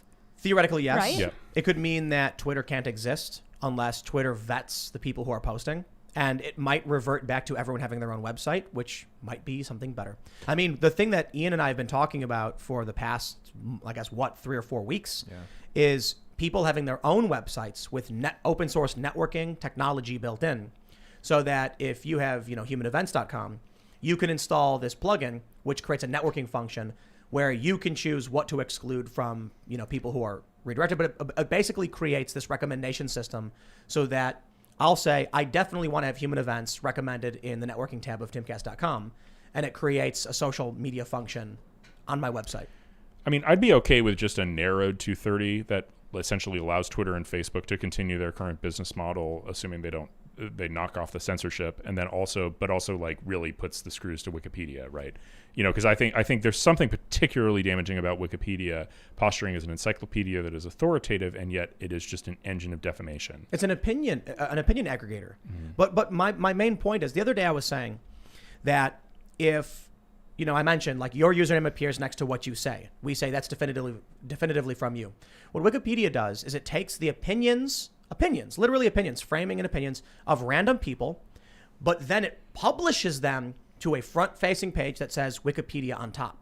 Mm-hmm. And some of these articles, notably the James O'Keefe article, is protected. That means Wikipedia has decided the general public is not allowed to edit this. Only their select group of individuals. So what's defining this as user-generated? That they're not paying these people? That's it? Yeah, I mean, what do you think? Who's got plenty of time? So I can have users, 3 of them, come over to the studio, and I'll say anyone is allowed to write on this website so long as you're a pre-approved user who's not getting paid, and they can write whatever they want, and I can't be sued over it. That's an amazing standard. The main issue though is sure, maybe someone argues, yeah, but everything on the page is a user in the back end. It says from Wikipedia. It doesn't say from user John Smith 123. It doesn't say from Ian Crossland. It literally says James O'Keefe from Wikipedia, the Free Encyclopedia. They are asserting they are the people speaking these statements. Yeah. James, sue them. I mean, well, we need to rewrite 230 so that it doesn't cover this. Like, I think How could it cover you saying I wrote this? it shouldn't. I mean, But you're saying it does. I'm pretty sure that under current case law, it does. So what if I said, oh, won't someone rid me of, won't someone write me this article claiming that Ian did a backflip? It's just user-generated content. I mean, maybe that's a little bit closer to the edge because you could be construed to be actively soliciting a defamatory content. I don't know. I hope no one writes that Ian did a backflip. Still, same thing. So what if I say we allow everyone to submit through the website's forms, like Wikipedia, whatever they want, and then we arbitrarily just publish some of them? Boop, boop, boop. I don't know. Good question. I wish I need to be deeper on Like, current 230. No. 230 does not draw distinctions. Doesn't it say No, it doesn't. If you're No, it doesn't. platform, you have specific protections, but No. if you're a publisher, No. so Those words don't appear anywhere so, in like, Section 230. What the heck? Well, it's that you're not the speaker of the content. That's what It says right, and Wikipedia is acting as the speaker of the content. It says, in this case. I'm paraphrasing, but online digital platforms cannot be held liable for content provided by users of that platform. And then it also adds another provision saying you cannot hold a website responsible for the speech of its users if they're acting in good faith to remove lewd, lascivious, or otherwise objectionable content. It's a slight tweak on that. It's that you can't. They're not liable for that removal, right? Good faith removal Right. is they're also shielded from liability for that. So they're allowed to moderate. Mm-hmm. They're allowed to remove things they don't like, and they're allowed to literally publish things. But it's not their opinion, so it's fine. Is it for any website? Or is this just any social network? All of them. I don't think that This should these protect the New York contributors Times. or users. It protects the New York Times from their comments section. No, right? no. Why wouldn't it protect an article? An article is like that's actually the New York Times speaking, right? Well, what's the difference between the New York Times publishing an article and Wikipedia saying from Wikipedia? It's an employee of the New York Times who's actually writing the content. This is great. This means I can start a newspaper and just not pay people.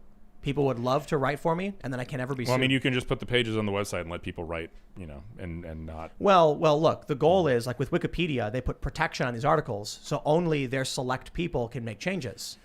Yeah, I mean, I think that's an interesting argument. I wonder if that's been tried. It's like we're deep into 230 law now, and I know a decent amount about 230, but I'm not deep enough about like the finer points of when something is protected and when it's not. All right, how about we just start a fund, raise a couple $1 million, and then just launch a volley of lawsuits based on Wikipedia claiming the articles are from Wikipedia? I mean, let's just write some new state laws. Like Texas has got a great law that's on the books right now. It basically says if you wrongfully censor someone for their political beliefs, you're liable. They can walk into court, get an injunction. That's great. And get an attorney's fees. But how do you deal with the defamation machine? The defamation machine, I think. Smear merchants. I think you just need to amend the law that basically says if you amplify or like redirect the comments. Basically, what I think a world where Wikipedia was just a web page where people could post, and that's all that happened. Right, I would be able to say, okay, you're protected from liability for what people post since you're just opening it up to the world. But the moment Wikipedia is redirecting information about Wikipedia entries to Google, okay, now you're speaking, right? You're adopting these views now, and so I don't know how to, I think you could probably write a law. It would be tricky to do it, but in general, you're not going to get it at the federal level. Yeah, I mean, not anytime soon. So, I mean, maybe, and the state law can't conflict with federal law too. So you can't. That particular law couldn't be done at the state level, right? If you like. If it conflicts with existing federal law revolving around Section 230, there's the supremacy clause, right? The federal government can't legislate everywhere, but when it does, state law can't conflict with it. So I guess we need we can't wait for these laws to get passed. I mean, look, Texas might be doing that, but I mean, we can try stuff. suits, but I don't think the suits will work, right? I really think this is one of those cases. Sometimes the federal government writes a law that insulates people from liability, and the only way to be able to sue them in the future is to get that law repealed. All right, so someone needs to call Ron DeSantis and be like, "Can you guys do this, please?" They're doing that censorship bill. They're doing a good censorship bill. I think the Texas one's a little better. Texas one's a little more focused on protecting just average citizens. The Florida one was like focused on political candidates, if I remember correctly, and didn't provide like a broad private right of action for citizens who were censored. Texas has got it nailed down. Texas is doing it exactly right. When can we expect that? Do you know? I think it's working its way through the. I don't know. I'm not exactly sure. I might have passed already. I don't know. I mean, I know that it was governor of Texas announced his support for it, and I think it was. If I got to be honest, if Texas passes that law soon, I think we might relocate there. I think it's a strong possibility we would relocate there. Oh yeah, I mean that would no be the state where you'd actually have protections. Now again, there's another interesting problem, which is does 230 preempt that too? Because 230 says you have this liability shield for good faith removal. And Texas is saying, no, you don't, effectively. Like, private citizens can sue you if you censor their political beliefs. Now, maybe there's no tension there because good faith might not be political censorship. That's one avenue. Yeah. But there's also, Justice Thomas had that opinion a week ago. I don't remember exactly what day it came out. Oh, yeah. But he made an interesting argument that he says, actually, if a federal law preempts a state law that is granting people free speech rights, the federal law has a First Amendment problem. So our 230 interesting. So 230 as applied to try and overturn a state law that protects people's right to speak online, that might be fall apart on a First Amendment challenge. So that hasn't been tested at all, but like literally that whole opinion was just Clarence Thomas being like, hey, states, here's how you can like protect people if you want to try, and here's some ways that this will survive legally. Interesting. So I need to find out more about this because I got to be honest. A lot of people are moving to Texas. I just did a quick Google search. Texas Senate Committee heard legislation on Monday aiming to prohibit social media platforms from censoring users based on their viewpoints. Senate Bill SB 12, filed by Senator Brian Hughes of Mineola. Let's pop this open and see what we got here. Introduced Senate Committee report engrossed. I don't know what any of that means. I'll have to look into this. But I got to be honest. Like we got a big operation going on here. Here's the thing though. If Texas offers up these protections, we have no choice but to move there. You know why? My business could be shut down overnight. Yeah. These platforms could just nuke us overnight. Everybody loses their jobs. Go to Texas, we have recourse. Yeah. I would have no choice if this bill passes to do that. Well, I guess I'll need to move too. I guess we'll all need to move. Yeah. I think most people would go to Texas.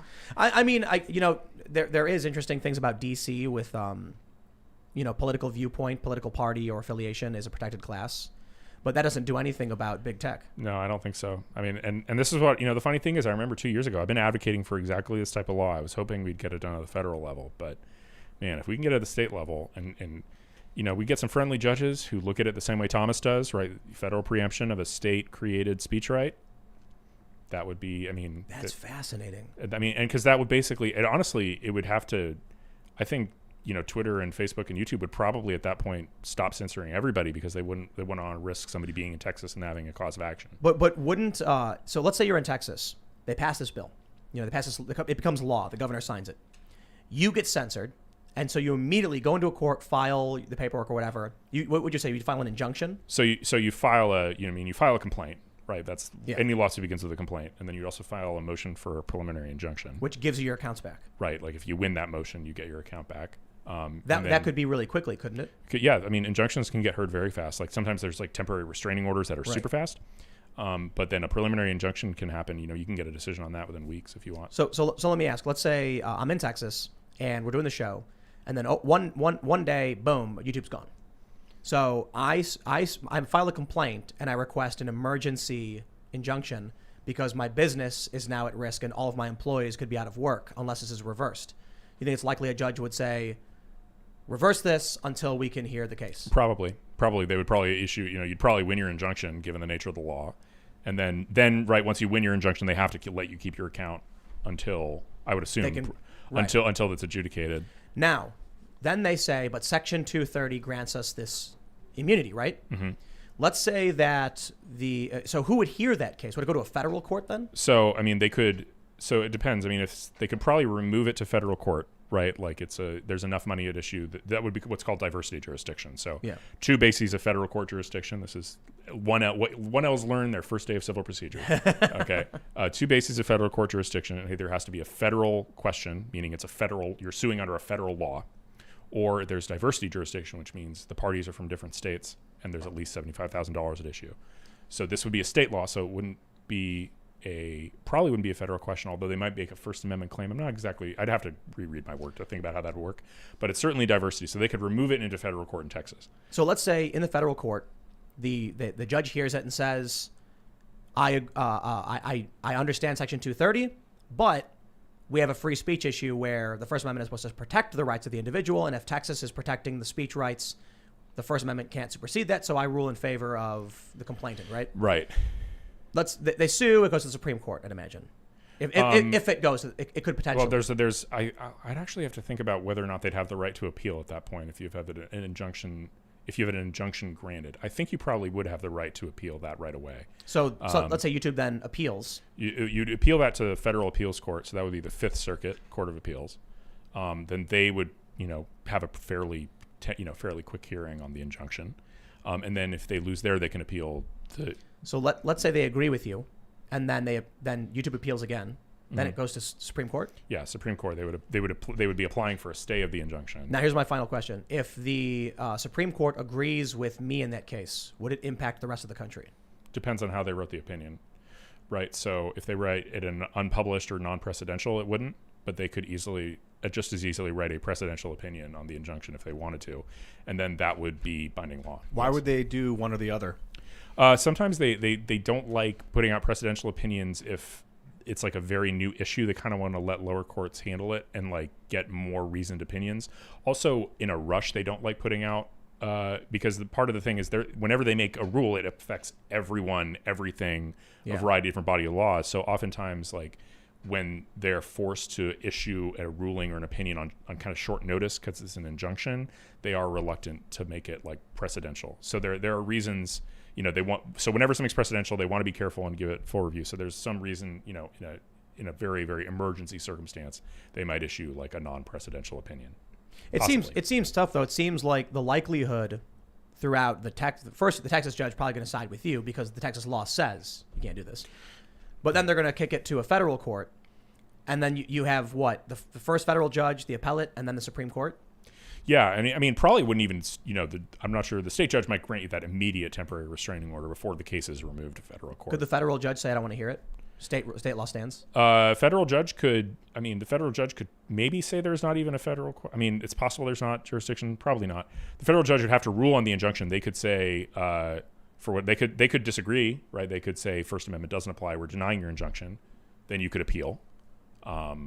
Or vice versa. They could go either way. Interesting. So basically, Texas is granting you the right to this platform to speak, and the federal government would have to deny you that right. Right. Exactly. Which is sort of and there's precedent in different contexts where, not in the tech context, but it's like in the union stuff. There was some Supreme Court case where the Supreme Court said something like, if a federal law preempts a state right that grants the right to speak, that's a First Amendment issue.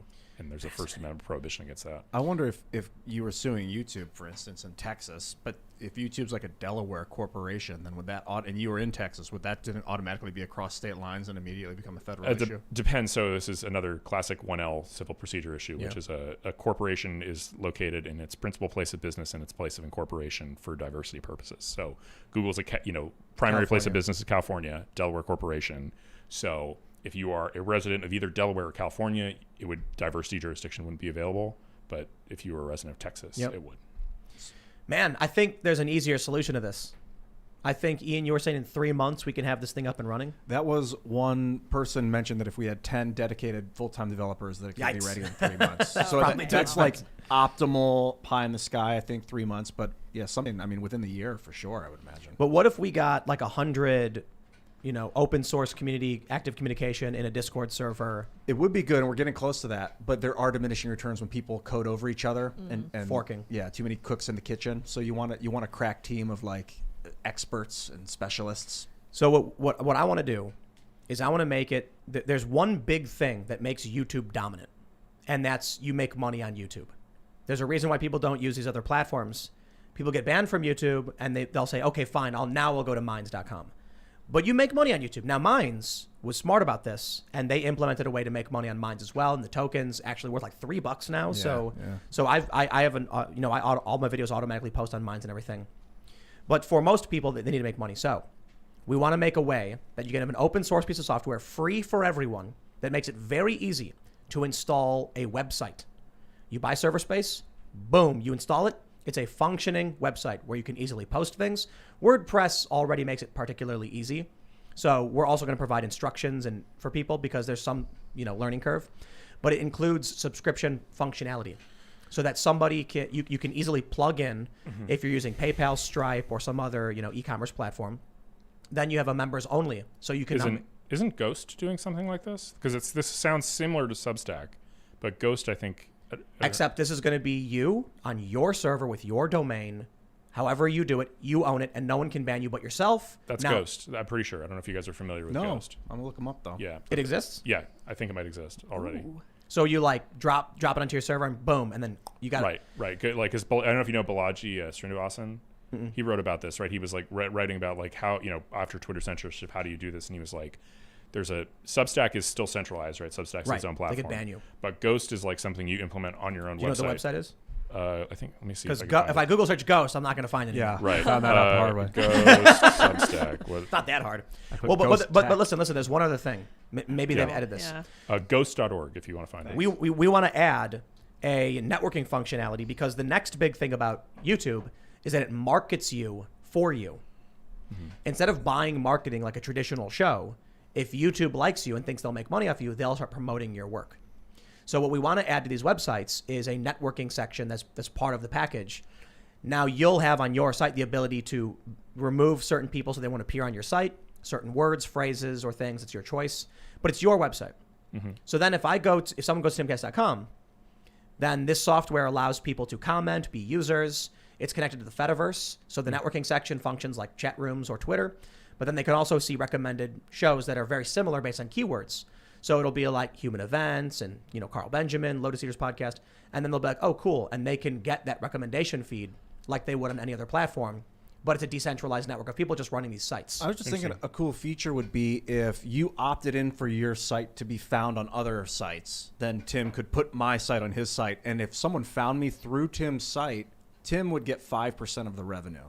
So you would be able to opt into that. It's not Ghost. Ghost is a free trial service. Sign up. It's like you get 14 days free trial. I'm talking about we would give you, there's like a plugin. Oh, it's like free. It's just totally free. Absolutely free for everybody. And you own it 100. It's open source code. It's just free to use. When you open it, boom, all of a sudden your website has like a post section for you. You log in, you just like click a post like you would be on Twitter or whatever. You upload a video and then you can click a lock button and lock it and say $5 members only. And then people can click become a member. You'll need your own accounts. Maybe PayPal bans you, maybe Stripe bans you, maybe your domain bans you. Well, those are other services you can't get around. But there won't be a Patreon CEO who bans you. There won't be a Jack Conte who bans you. And then in order to, he's CEO of Patreon, in order to then network with other people, it's in the Fediverse. And the Fediverse, for people who don't know, is basically like a Twitter protocol where different servers can communicate with each other. So you could follow someone on Gab, but also see them on a different server, a different website altogether. So then we basically create probably the way it should be. If we do that, we don't need Section 230. That's true. I mean, I really would like to create a world where we just that these people are irrelevant, right? Like I think that's the end goal. And I mean, I'm all for it. I'm not a tech guy. I don't know tech. I know law, and so I'm just like, okay, how do we change the law to solve the problem? That's my world. I hope you guys can solve it via tech. I think you can't legislate away every problem. That's for sure. That's true, but I mean, some people, I still have people underestimate how effective law can be solving at particular types of problems. I mean, we've got there's a lot of background for how to solve common carrier type problems and discrimination type problems. I mean, that's the whole thing Clarence Thomas wrote about. He went through. You can make big tech a common carrier. You can make them have public accommodation laws and then you create private rights of action. Like you don't need a bureaucracy to solve civil rights. Like you literally can just do it through people litigating. Very briefly, how do you feel about legislating gun rights? Like saying limiting people's gun rights when there are 3D printers that can print those weapons in secret? I mean, I basically think I'm a constitutionalist on that. I think Heller is right. We shouldn't, guns that are in common use shouldn't be regulated. I think, I'm not I guess I wouldn't say I'm an absolutist in the sense that I think all current gun laws are unlawful or something via the Second Amendment, because I think even at the time of the founding, there were some restrictions out there. And I think, I remember there was some stuff you were saying about, like, for example, I think it's okay to prohibit, like, violent felons from owning guns, right? Like, I'm okay with that law. I disagree with it. What gets me is when they try and say it's illegal to have this kind of gun, but then it can be 3D printed in someone's basement. Like, you can't. Yeah. You can't back that. Like, you can't enforce that law. So it's bad to have laws that are unenforceable in general. I don't like unenforceable laws. But I saw you were like you were going through the Dante Wright case and be like, that person shouldn't have been arrested or whatever for the gun charge. Well, but there was also the aggravated robbery, which is a different story. Right. Well, but yeah, like, my view is, okay, so the guy gets out. He's arrested for aggravated robbery and indicted, and the trial date's in 2 years. Well, we want to give him bail. Okay, but he's been indicted for aggravated robbery. Like, I think it's a reasonable condition of bail that you not possess a firearm at that point. Yeah, I agree. Right. Right. My position is, after they get out of prison and we're like, you've paid your debt to society, they get their rights back. I think that's more defensible, but I'm still okay with laws that say, like, certain violent felonies. If you committed a violent felony, you forfeit that right in the same way that you forfeit a voting right. I think you should have the right to vote. Nah. Like, if you're in prison, maybe not. If you're in prison, you obviously don't get a gun. But if you're out, like, I just don't like the idea of second-class citizens for any reason. I agree. You people have to be brought back in, and we have to give people the opportunity, because when the problem with these felony laws, I'll tell you a story. I worked at this. I worked at a smoothie shop once, and this woman who worked there apparently was like telling. So I overheard this. So I could be wrong. It's been like 15 years. A woman applied for a job, and on the application, she said that she was a felon. And her felony, as she explained it, was that she was arrested for sleeping in an airport. She was there, she overstayed her ticket, and she remained in the airport, so they eventually arrested her with a felony for being in an airport without a ticket. Something like that. And then they gloated about how they would not hire her, and they were like, as if we would hire that person. And I'm like, she's trying to work a minimum wage job selling smoothies, dude. Yeah, no, that's a different issue where I'm, like, totally okay with certain government programs to, like, subsidize the hiring of people. It's not necessarily what I just what I mean. I'm just saying, if someone knows no matter what I do, I am going to be a second-class citizen, why would they bother reforming themselves or trying to come back into society and doing better? They can't travel, they can't have a weapon, they can't defend themselves, they can't vote. They're not. No taxation without representation. I don't care if you're out of jail. If the judge says your punishment for doing this will be 10 years, then after the 10 years, then we're like, welcome back. Now don't do it again, and you'll enjoy the fruits of American citizenship. But if you're a second-class citizen, you're much more likely, in my opinion, to do it again. I agree. So then you have more people in jail. Because you view yourself as an outsider at that point. You're I'm not a part of your system. I'll do what I want. And if you can't get a job, then it's, that seems, I would focus on the job part. I just don't think you're entitled to vote at that point. I don't think that, I'm also more of a utilitarian when it comes to voting. I don't like, Then I'll say this, shall not be infringed. Yeah, but shall not kill. Should 13-year-olds be allowed to buy guns? No. Shall not be infringed. In 1789, were there 15-year-olds who owned their own property and were running businesses? There are still those possession laws, right? For example, Rittenhouse. I'm pretty sure. I know they're trying to prosecute him for unlawful possession of that firearm, but my reading of the law says it was lawful. Yeah. I've heard some other experts talk about this. Now let me clarify too. I'm actually just giving a very harsh interpretation of 2A. I don't think 13-year-olds should be allowed to buy guns or have guns. I think there should be. It is difficult though, and the reason I say this is back then, way back when. The age limits were much lower for a lot of things. We've moved them up repeatedly. 18. So we set it at 16, then it's 18. Now it's 21. They're trying to make it 21 in some places. Eventually it'll be 30. Eventually it'll be 35. So I non-ironically think we should raise the voting age to 30. Is there a constitutional amendment that says the right to voting shall not be infringed for any persons in the United States? I don't think so. There was a late constitutional amendment that reduced the voting age to 18 for everybody. There are, I think, three amendments. It's voting age, women, and on race, I believe. Yeah, so I mean, we just need to revise that one that's made it 18. Just send it back up to We're not 30. going to get that constitutional amendment anytime soon. Man, I don't think. I was so excited. Anyway, let's read super chats, All right. my friends. It's time. Thanks for hanging out on this Friday night. I don't know, many of you probably want to be out, drinking and partying, clubbing, but you're here listening to the very important conversations over at Timcast IRL, so I greatly appreciate it. If you haven't already, smash that like button and comment, because it really does help. You're basically, the engagement is a great thing, and we appreciate it. And if you're listening on iTunes or Spotify, leave us a good review, give us 5 stars. Go to timcast.com, become a member, and we're going to have a bunch of really awesome content coming up in the future. New shows. We're in the process of reviewing new hires. So we've got, I shouted this out yesterday, a paranormal and mysteries writer, which will be a part of the podcast show, and a news editor and a fact checker. We're going to have an in-house fact checker who will be despised by everybody because they're not going to hang out. They're going to be isolated. They're going to be like internal affairs. A pariah, yeah. But we're in the process of going through these new hires. Not so easy to just like grab a random person and be like, you're hired. We got to check for skill, do interviews, make sure people are cool and, able to do the job. So yeah, go to timcast.com. Let's read some super chats and smash that like button if you haven't. Christian Jamgochian says, I work at a small business and I just found out that one of my coworkers watches your content as much as I do. So I'm finally able to talk politics with someone who respects free thought. Awesome. Hey, glad to hear it. Good stuff.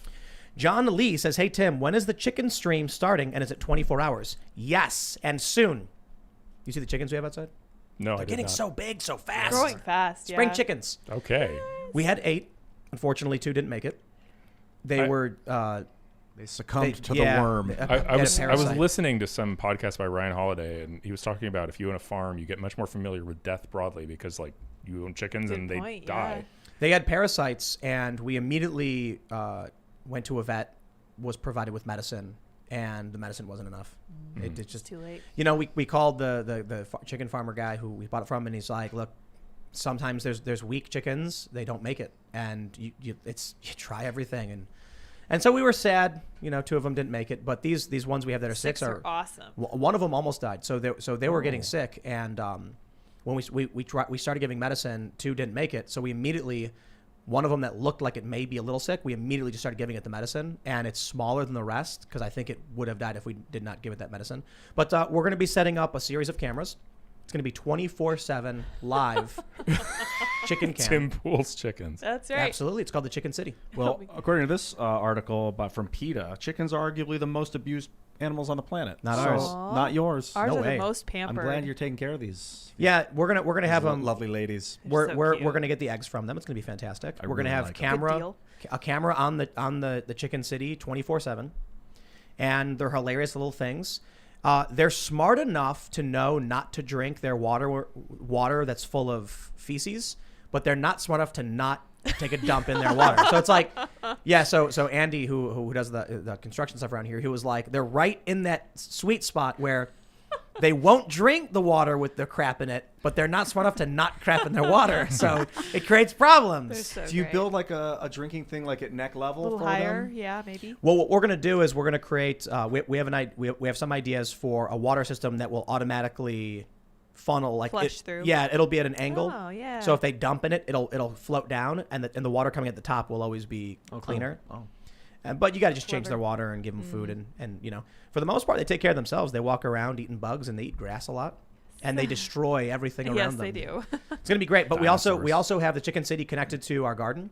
Cool. So what you do is in the springtime, you let them into the garden and they Pest till disposal. the ground for you. They scratch it looking for bugs, and then you get all this loose dirt, and then you go in and you plant your new plants. All right, let's see what we got in super chats. Gouda says, when Doge crashes and lots of people lose their money, crypto will be heavily regulated. It will hurt the industry. I don't think so. There's a funny comic. It's Cyanide and Happiness, and it was on Aged Like Milk on Reddit, and it was someone it's like a guy's robbing someone. He's like, hey, you give me all your money. And the next panel is he goes, I don't have any. I only use Bitcoin. And then the robber goes, you need this more than I do, and handed a bunch of money to him. Because in 2014, Bitcoin went like 20 grand and then dropped Yeah, it down tanked, to like yeah. some really people lost their houses. That was People big. were taking out like loans to buy Bitcoin, and then Yikes, that's just a bad idea. and here's the best part. The people who panicked and sold are probably crying right now. You could have held it. And It's at $63,000. I mean, The smart investors knew, I know it dropped. I'm going to hold it until it's back. The worst is Diamond that people, hands. I don't know anything about Bitcoin or cryptocurrency, but there's apparently like the keys where you can get into your money, but there's people who lost them and there's no way to get them back. Yep. And so I was reading this article and it's guys in there who have, this one guy was like, yeah, I have $2 million in Bitcoin, just a normal guy. He's like, I can never get it. It's like a special kind of Yeah. hell. You get like 10 tries and then it self-destructs. Ooh. And he was on like try number 8 Yeah. Oh no. and had no idea. I'm like, that sucks. And then the entropy makes the value of the those coins are basically out of circulation. They're going to be used. So there's less Bitcoin than it looks like, so which means they're actually more valuable than the numbers say. Interesting. According It to that affects trade metric. value. All right. Powder PZ says, Tim, just want to let you know that the Scarlet Witch is a bad guy. She's going to be the villain in the upcoming Doctor Strange and the Multiverse of Madness. Is that Oh. confirmed? Because that sounds really awesome. Huh. Yeah, yeah. That's her build up. There was a post by Bruce Campbell where it was on April 1st, so nobody thinks it's real. Probably an April Fool's joke, where it's a script from Doctor Strange where Doctor Strange goes to Evil Dead and he sees Ash, who's got the chainsaw arm or whatever. And then he's like, I'm looking for the Darkhold. And then he's like, what's that? He's like, it's a book. And he goes, does it have a face on it? And then Doctor Strange is like, what? Because, you've seen Evil Dead, right? The Necronomicon's got a face on it or whatever. Something like that. I don't know, whatever. If they start, I have sending- no idea what you're talking Yeah, about I'm at not all. If they Yeah. start crossing, You are not a man of culture, Will. if they start crossing You Doctor look so Strange, offended. I'm sorry. Very offended. I appreciate this I think look. the best thing Disney could do is start crossing Doctor Strange to every Disney story that they can. I don't know if they own Dark Tower or not, but Benedict Cumberbatch is such a good actor, possibly one of the best actors on earth. Maybe He's good, What? yeah. I think he's top 3 He's quite good. actor in my opinion. That he could cross over into any genre, and it would be the Doctor Strange character. He's amazing as Doctor Strange. He's fantastic.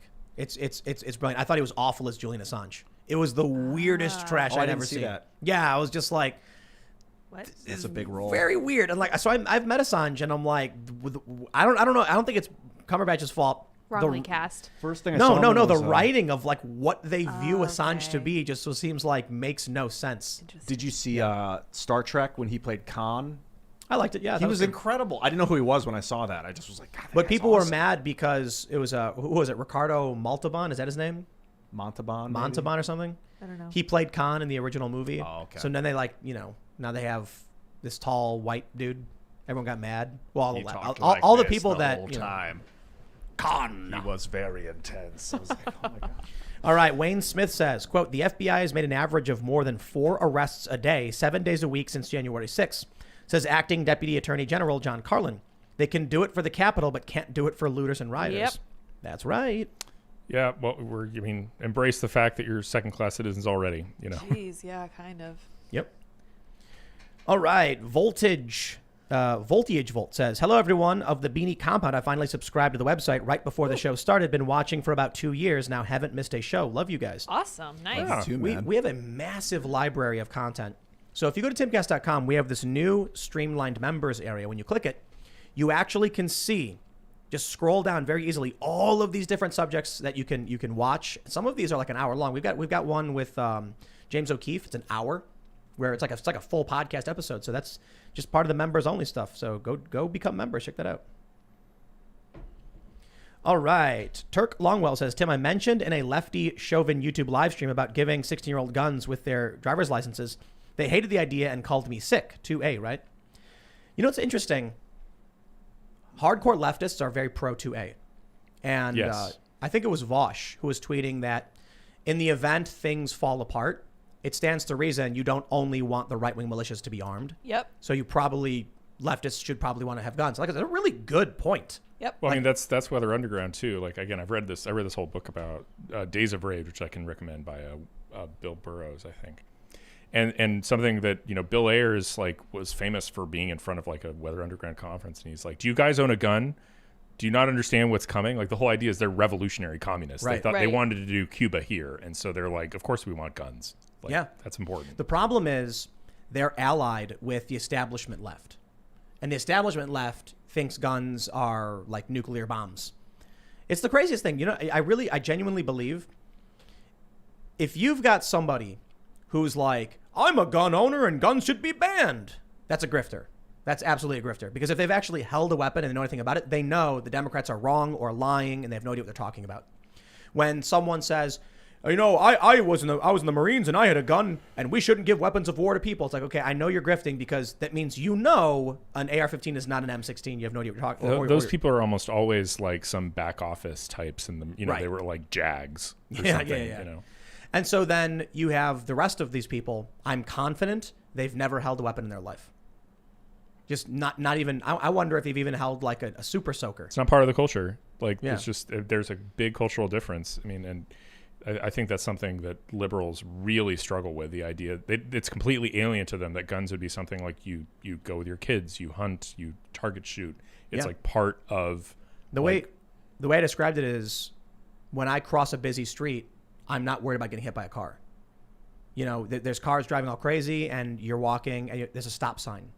You really think that sign, which is just a representation of an idea, will stop someone from slamming into in that car? Yes. Because people don't want to kill you. So when I see someone walk around with a gun, I'm not worried about them trying to kill me. Yeah, but you got to look both ways because those stop signs won't stop a car. That's right. So when you're walking near people you don't know or trust, you have to be aware of your surroundings at all times. It doesn't matter if it's a car or a guy with a gun. And if you're going to use a gun, you or better a lady with a gun. You better know how to use it. And you better be trained with be that responsible. All right. David Norman says blocking traffic during a protest is a violation of the non-aggression principle. Interesting. True. Agreed. The libertarians found something they're right about. Congratulations. Ooh, burn. But they are quite correct, and that's why they should go to jail for doing that.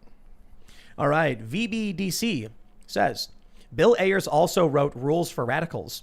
Well, that was Solinsky, wasn't it? I'm pretty sure that was Alinsky. I Yeah, know. yeah. I mean, Ayers wrote some things, but he didn't write Rules for Radicals. He might have Yeah. written some it's possible he wrote something for Commentated radicals, on it, but yeah. that was Alinsky, which I think most people should read. I think, Alinsky dedicated it to Satan, I think, is the first radical. Yeah. And I just see that as maybe my Harry Potter, I'm a little rusty, but it's like a Horcrux. It's something designed to prevent. It's something designed to prevent like conservatives from reading it. Like they see them like, oh, the gosh, Horcrux terrible. Horcrux preserves the soul of the person so they can't die. Okay, well then I have Not no idea that. what I'm talking about. All right. But yeah. Interesting. It repels them, yeah. Imran says, Tim, stop spreading disinformation. Firearms Policy Coalition is going after NYC and Chicago's de facto gun bans. Oh. They're already going to court for NYC, and they're building their Chicago case. Well, there you go. Very neat. Glad someone is doing it. Ted2 says, Tim, check out the channel Ranger Up Video. They make a weekly news segment that's legit, and more people should see it. Veteran company that started out making T-shirts. You should have Nick and Matt on the show. Would be great conversation. I will write this down. Yeah, we'll look into their channel. All right, let's see.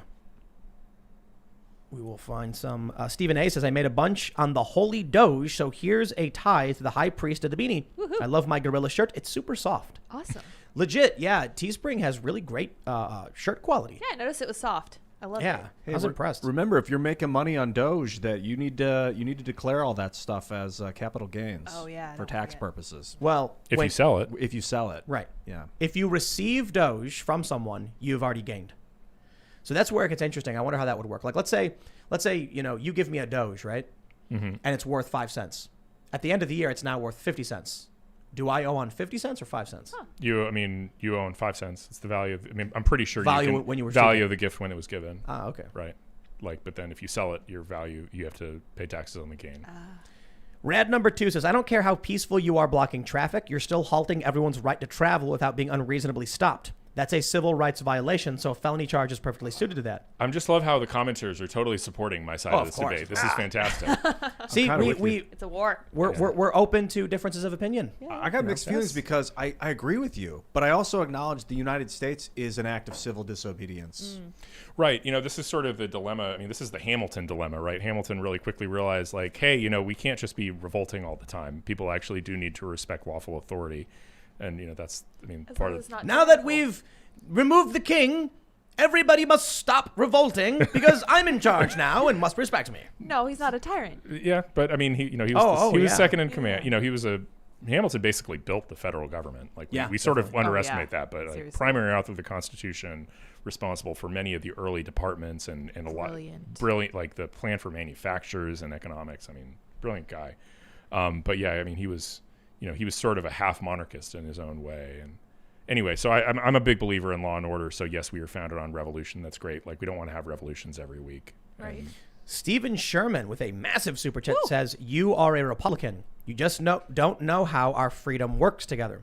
Now, do you mean like little R Republican, as in like the Republic, or the political party? Because I'm not a fan of the Republican Party. Yeah, I'm not either. Well, I remember still, I always chuckle because I remember we had like a conversation before we did one of our shows, like a YouTube show a couple of years ago. We had a conversation where you're like, Will, it seems like we agree on everything, and yet you're a Trump guy. and then you became a Trump guy. So yeah, but the Out of necessity. the issue was Trump released a comprehensive list of things he was going for. Yeah. And I was like, I can get behind that. That's good. I mean, that's all true. I don't know. Like, I was always, I've my view of, I can be annoyed at the Republican Party, but at the end of the day, like, I don't think it's responsible to let Democrats have power if it can be avoided. That's true. I get that. But I think my bigger point was that on the issues that are relevant today in politics, we mostly agree. That's true. But even though there's probably a wide range of things we completely disagree on, like we disagreed today on, the that's protest true on stuff. on the protest stuff. Like what about I guns? have a fairly lefty view on the protest stuff. That's what I true. mean? And it's interesting how when you're honest and you understand the truth, and you're like, we actually know when the news is lying. So there's no issue when we're like, oh, I disagree. Oh, okay. The issue is when the left believes things that aren't true, and you confront them with the truth, and they lose their minds because of it, or they don't want you to say things that can conflict their worldview. Or they're just bigoted. I mean, that's Yeah. a big problem that I see. I mean, just people losing friendships, people disowning their family. I mean, that's cult stuff. We were watching a lot of the Scientology in the aftermath, the Leah Remini show, and Scientology gets all this flack for disconnection, which is the policy where, like, somebody leaves the church, their whole family needs to disconnect from them. And I'm like, this is what woke liberals do. Like, woke liberals watch the show and like, oh, that's crazy. I would never do that. Also, like, I disown my racist uncle for being a racist. This is the problem. There are a lot of people who are like, I'm a big fan of the show, and I'm like, prominent people. I was like, why don't you come on? Well, I mean, look, I work with a lot of people, and I'm like, dude, do you really want to live that way? I'm sorry. Hold on.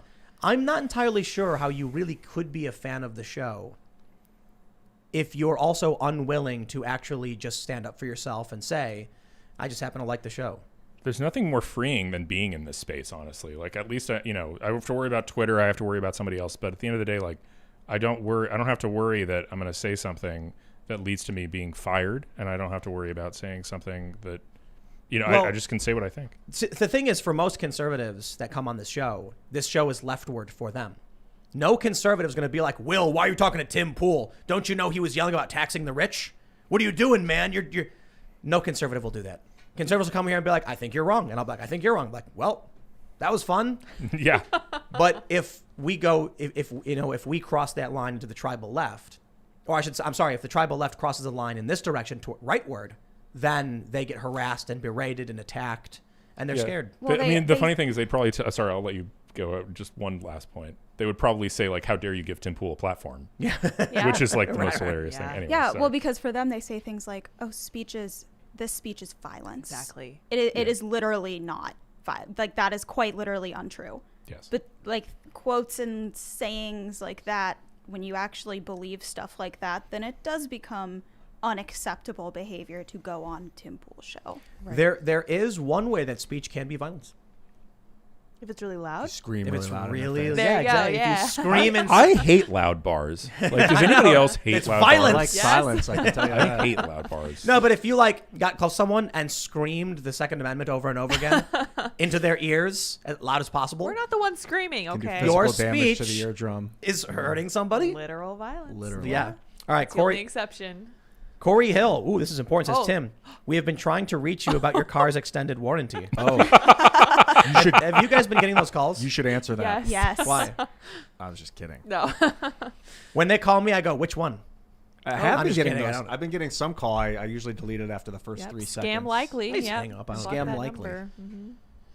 Ruslin says, hey, Tim, Ian, SB 519 in California is going to legalize DMT. This is weird because I am on the fence with this bill. Wow. That's so weird that California's like, we will lock you up for the stupidest things, but you can smoke drugs. SB 519. Yeah. Controlled substance decriminalization. So it's not legalizing it, but it looks like it's decriminalizing it. Right. Which Interesting. means you can have it and you won't go to jail. So we're gonna learn like tomorrow. Joe Rogan announces he's moving back to California. So it'll be like it'll be a California misdemeanor is or just something. just going straight to Mad Max, right? Like just endless homeless encampments. They're not going to do a thing about them, and then you can do whatever drugs you want. Yeah, Like, sounds wow. great. It is. Psychedelics are way different than amphetamines, though. So Yeah. I'm kind of it's down true. with that. At I'm- least with the medical. I don't pursuit. have a strong view on whether DMT should be decriminalized. Have you ever smoked it? Nope. It's amazing. I've only smoked a little bit, but apparently, when you talk to people that go deep, it's the one. Spiritual. Yeah, ayahuasca. Oh, is DMT ayahuasca is it the same thing? Ayahuasca causes your body to produce large amounts of DMT. Aha. That's where that That's how it experience comes works. in. Okay. Interesting. VBDC says, by the way, Kaylin from Scriber was on your show. Yes. Lydia said, we That's know he's him. one of our friends. That's We why know we wanted to him. talk about him getting brutally beaten Yes. because that was the context of the segment. Here's a guy who's willing to go on the ground and actually risk his safety to get his information versus CNN, who surround themselves with security guards while complaining about guns and lying to people. So it's like inverted. Do you Yes. think- Sorry. Oh, having him on with a bruised, beat up face. I don't want to objectify you, Kaylin. I'm not doing that. But I mean, having someone on that has experienced physical trauma, like so you can see the effects, would have like more of an Wow, impact. YouTube might take that down. Yeah, that's what I'm wondering. Yeah, Yeah. YouTube says you can't show like violence. What's it called? Yeah. But I think they wouldn't take that one down. Real hurt. Actually, this is really interesting. YouTube just relaxed their rules. There was a big announcement that as of the 15th, you're allowed to have some swearing, moderate profanity. At a certain point, it's weird, but you're actually allowed now to show violent interactions with police officers. Oh, wow. Like straight up, you can show it and you can monetize it now. That to me was crazy. I was like, but you So know, they're letting it cuss again. Yeah, they no, love the no, show. No. but listen. The issue I think was that a lot of leftist activists were getting demonetized for showing Dante Wright or Dante whatever. Wright Yeah. or Adam Toledo, and so YouTube was like, okay, fine, you can do these now. Cool. Interesting. Yep. Fine Castle IE says, congrats on the 1 million, Tim and cast. Since Our Pillow was a success, would you ever sell a t-shirt called Our Gorilla with the gorilla wearing a beanie holding a hammer and sickle? Maybe. We're trying to figure out I Am a Chimpanzee Full of Snakes. Yes. But I think that's a Jordan Peterson. Well, hold on. Seamus of Freedom Tunes made a joke about it. Jordan Peterson apparently said something to this effect where I guess Seamus pointed out that in a lecture, Peterson said, like, what are you even anyway? You're a chimpanzee full of snakes or some approximation of that. Yep. So then he did Jordan Peterson is the Red Skull joke where the Avengers are watching Red Skull lecture and he says, what are you? You're a chimpanzee full of snakes. And so then we said it on the show, everyone laughed and they were like, make a t-shirt. But maybe Seamus should make the t-shirt because that'd be great. it's That'd his be joke. perfect. Yeah. You know, That'd be fun. I'd hawk his merch. Heck yeah. yeah, it's probably a shirt he should be selling. Chimpanzee full of snakes.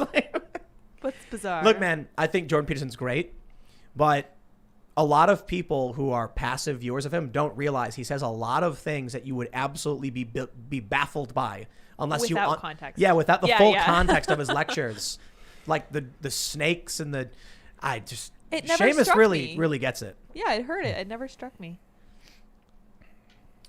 All right, Brown Bear says if I'm stuck in traffic because of a bunch of protesters decided to protest in the middle of the street, I immediately hope whatever their cause is fails, no matter what it is. I agree with that. Yeah. Yes. Absolutely.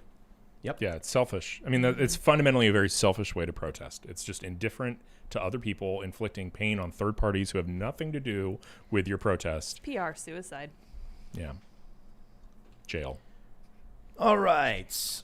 Christopher KV says, Tim, are the chickens getting a YouTube channel? We did mention this. The answer is yes. It is going to be called The Chicken City or something to that effect. We don't know the full name. So, but we have we double fortified the Chicken City. So we used to just have one layer of like chicken wire, and then we doubled over it with a Serious stronger about metal. And we want to make sure. So we added another latch too, because we had someone try to break in. I think it was like maybe a raccoon. Oh, snap. So we set a trap, and we'll have to. Put some lights up, motion sensor lights to scare it off. There are those. Doesn't work. Yeah, Yeah, it doesn't no, work. It doesn't help. Yeah. No. They're bold. 24/7 live stream. There you I go. like Yep. this. Yeah, just running permanently. I'm looking through my mentions, and I tweeted about the video, and somebody said to tell Tim to fire Ian. # fire Ian. No, not happening. No, they're saying Ian's fire. That's right. There you go. All right. I'm Let's see what we getting got here. We got Fire, Ian. Nick Nast says, "Hey all, I was listening a few days ago and heard Ian mention he was looking for a PHP developer for the open source project. I emailed info and jobs at Timcast but got no reply. Should I contact Ian directly? If so, what's a good contact email?" You messaged me on Twitter. That seems to work out. Do I follow you, Ian, on Twitter? I should. I don't know. Yeah, you sure should. Definitely. Uplifting.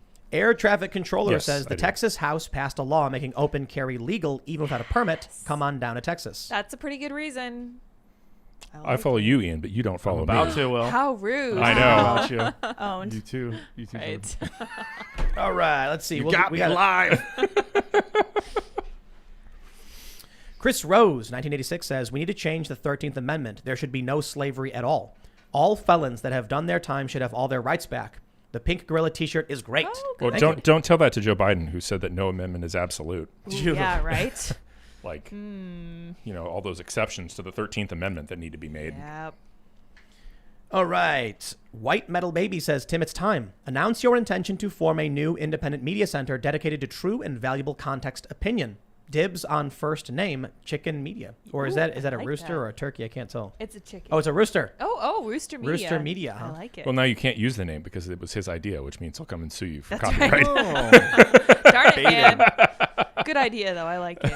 All right. Waffle Sensei says, "Will is correct about not voting while having a felony. The felony will come off your record eventually, and if we expect immigrants to follow the law to get in, we should expect citizens to follow higher classified laws to vote on those laws." When you're wait. Is there a period after you leave prison as a felon you get your voting rights back? I think if your felony is expunged, Yeah, but how do you, but not that's like Is there most any some way to do felonies it? don't get expunged. I assume. most don't. I don't know. I don't know the details of that, but that's not. I don't rely on his rationale for saying why felons shouldn't have voting rights. Hey, look at this. Sterling Morris says, "Tim, look up chicken nipple waterer. No joke. They are top-down waterers. They can't crap in."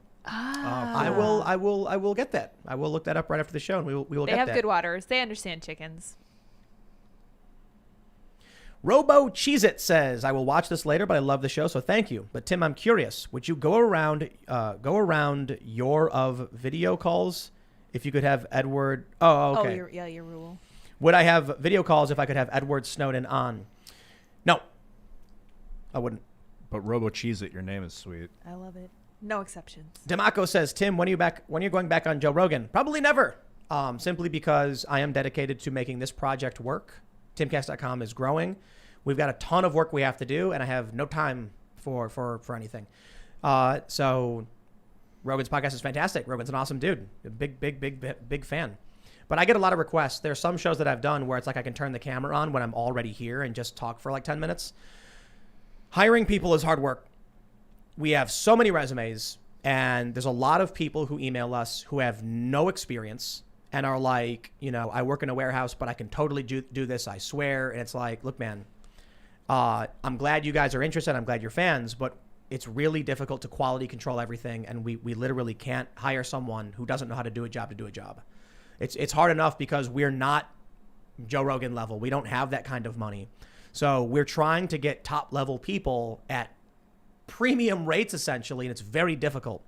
If we want to make this work, we're going to need some talented, free-thinking individuals who are the best of the best at what they do, or to the best of our ability, the best based on how much we can afford to spend. So it's tough. It's not easy. I should say I'm not specifically looking to hire a PHP developer. I want to get in touch with people that are doing that, and then bring you into our Element chat, our Fediverse chat, and we'll go from there. Yeah, and the open source project too is external. It's not gonna be owned. I mean, I don't want it to be owned by anybody. Right. We might do a foundation that collects donations that can help fund the project. Yes. Which the foundation would be owned probably by Timcast or something, but the product, the things that are made, would be free for public use.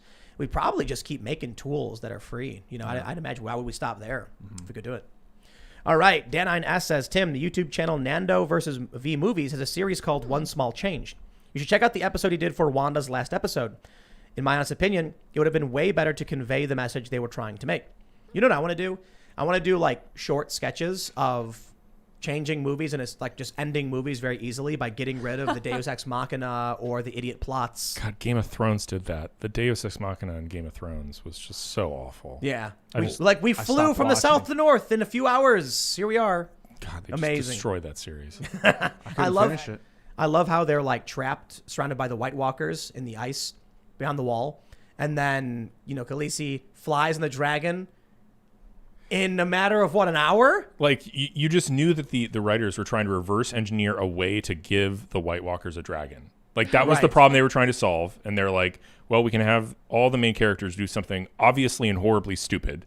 Like go all the way north to get a live White Walker for some reason to prove that the White Walkers are still here. I could rip on that show for hours. Yeah, seriously. Isn't it amazing how it was like the best show ever until the last two Yeah. seasons? The first season was so good. And Sean Bean, hands down, probably the reason Heck why. yeah. That was, I mean, it was an amazing show because they killed. I mean, I don't want to. Actually, I shouldn't say Well, anything. but- spoiler alert, the show's been over for 5 years. Yeah, right. Yeah. They killed the main character. They killed the protagonist Yeah. at the end of season 1. That's amazing. And I get it. You know, Like, yeah. it is. It's amazing. That was bold. All right, let's see. We'll do a couple more here. Sora989 says, Tim, you don't know what you're doing with your chicks. Roosters offer more than just protection, and there's ways to keep their food and water raised. Yes, this is true. And the problem with roosters is that we record, so we can't have one. Cannot have noise. Yeah, so Sorry. we have to figure it out. We were thinking of consulting with a chicken whisperer for a one-off to come. John Goodwin says, is it possible to consider anti-gun laws as racist due to an impact on black men carrying in unsafe neighborhoods? Yes. Also, chickens keep ticks and fleas down. And if one chicken gets hurt and bleeds, the other chickens may try to eat the wounded one. Yes Whoa. and yes. Yes, it's horrifying. Wow. Little dinosaurs. Christopher says, Tim, you're wrong. I'm a felon, been to prison. Trust me, you don't want people getting guns back when they were released. Some people make no effort to change and are planning next crimes before the release. Interesting. Wow. No, I'm not wrong. I understand that fully. But the Constitution says shall not be infringed. And so long as we're not incarcerating someone anymore, I don't like the idea of a permanent lingering effect that strips you of your Are rights. we at like 5-zip in the? Will, is are this- you paying these people? I don't know. they're paying to comment. No, you have to understand, right? These are all of Will's burners. Oh, I see how this works. That's what I've been doing on my phone this whole time. Arguments are great. And a lot of the super chats want to have their opinion heard when there's an opinion on the show and they disagree with. And then we read their opinion because it's not typically not agreeing with me. And that's the point. Interesting. You really think that that violent felons should get a gun the day they get out of prison? I didn't say that. Oh, what do you think exactly? If they've paid their debt to society, perhaps we say it's 5 years in prison plus 5 years probationary period, which was not necessarily probation, but like a probationary period where you don't get to vote, you don't get your guns back. I'm talking about when all is said and done and what we deem to be the end of their punishment, they get their rights back. In some way that has to happen. I think we need to have prison reform. I think the bigger problems aren't so much whether or not a felon should have a gun. It's more so what's resulting in crime, poverty, felonies anyway. I don't think people are inherently evil. I think we have problems that need to be solved that could root out a lot of the issues. The problem is you have a political class hell-bent on manipulating people into making these problems worse so they can sustain their power. Yeah. And it's true for the left and the right, unfortunately. More so, I would say, on the left, to be completely honest. Hence why we find ourselves in this position with the establishment left lying and manipulating and cheating, and sometimes conservatives saying dumb things. But it's the rule of the left and the exception on the right. All right. Joseph Walcott says, motion sensor sprinklers for night defense outside your coop works like a charm. Oh, Yeah, I we like that. were thinking about that. All right, my friends, if you haven't already, you must smash that like button because it really does help. And thanks for hanging out. Go to timcast.com, become a member, because the members area will show you a huge list of all of these guests and all of these bonus segments, I assure you. If you're not a member and you sign up today, there is too much content for you to be able to watch. It's just too much, because I think we've been doing this now for like 3 months, and there's going to be probably days worth of content. Oh, You yeah. will be permanently, and it's not all new stuff. Like we had Jim Hansen on, he talked about his war stories in the Philippines, where eating rotten eggs, and we try to do a lot of that for the bonus stuff that's always evergreen and always entertaining. So Fun. I love check that out guy. Yeah. it was fun. Check out timcast.com, become a member, but don't forget to like, share, subscribe this show. We broke 1 million subs with all your guys' help, so we're really, really grateful for all of that. We're live Monday through Friday at 8 p.m. You can follow me on all social media platforms at Timcast, and you can check out my other YouTube channels, youtube.com/Timcast and youtube.com/TimcastNews. Will, You do stuff. Yeah, no. So you can follow me on Twitter at Will Chamberlain, but I also do human events, and that's a bigger thing. So we are available at humanevents.com and publish news and opinion regularly. You can go to youtube.com/human events, which will give you access to my live streams that I'm not as regular as Tim, but I'm, getting a little more consistent with them. And also facebook.com/human events media will also get you access to those as well. Read the Daily Caller. I write a ton of stuff every day. And you can follow me on Twitter. I'm Jordy Lancaster, or Instagram, I'm Jordan N. Lancaster. Yeah, I'm at Ian Crossland, iancrossland.net. And one of the things I like about Timcast.com, I was just thinking about today, is as the days go on, the subscription becomes more valuable because the library keeps getting bigger. So it's like you get more. Great point. Well, once we start prop. Once we start the new shows, my HBO Plus. Yeah, so I'll put it this way, right? So when everybody's becoming a member, we're using that money to make the site better, and there's bumps in the road, but the money we're making is we're hiring more people. I am not going to be. Let me put it this way.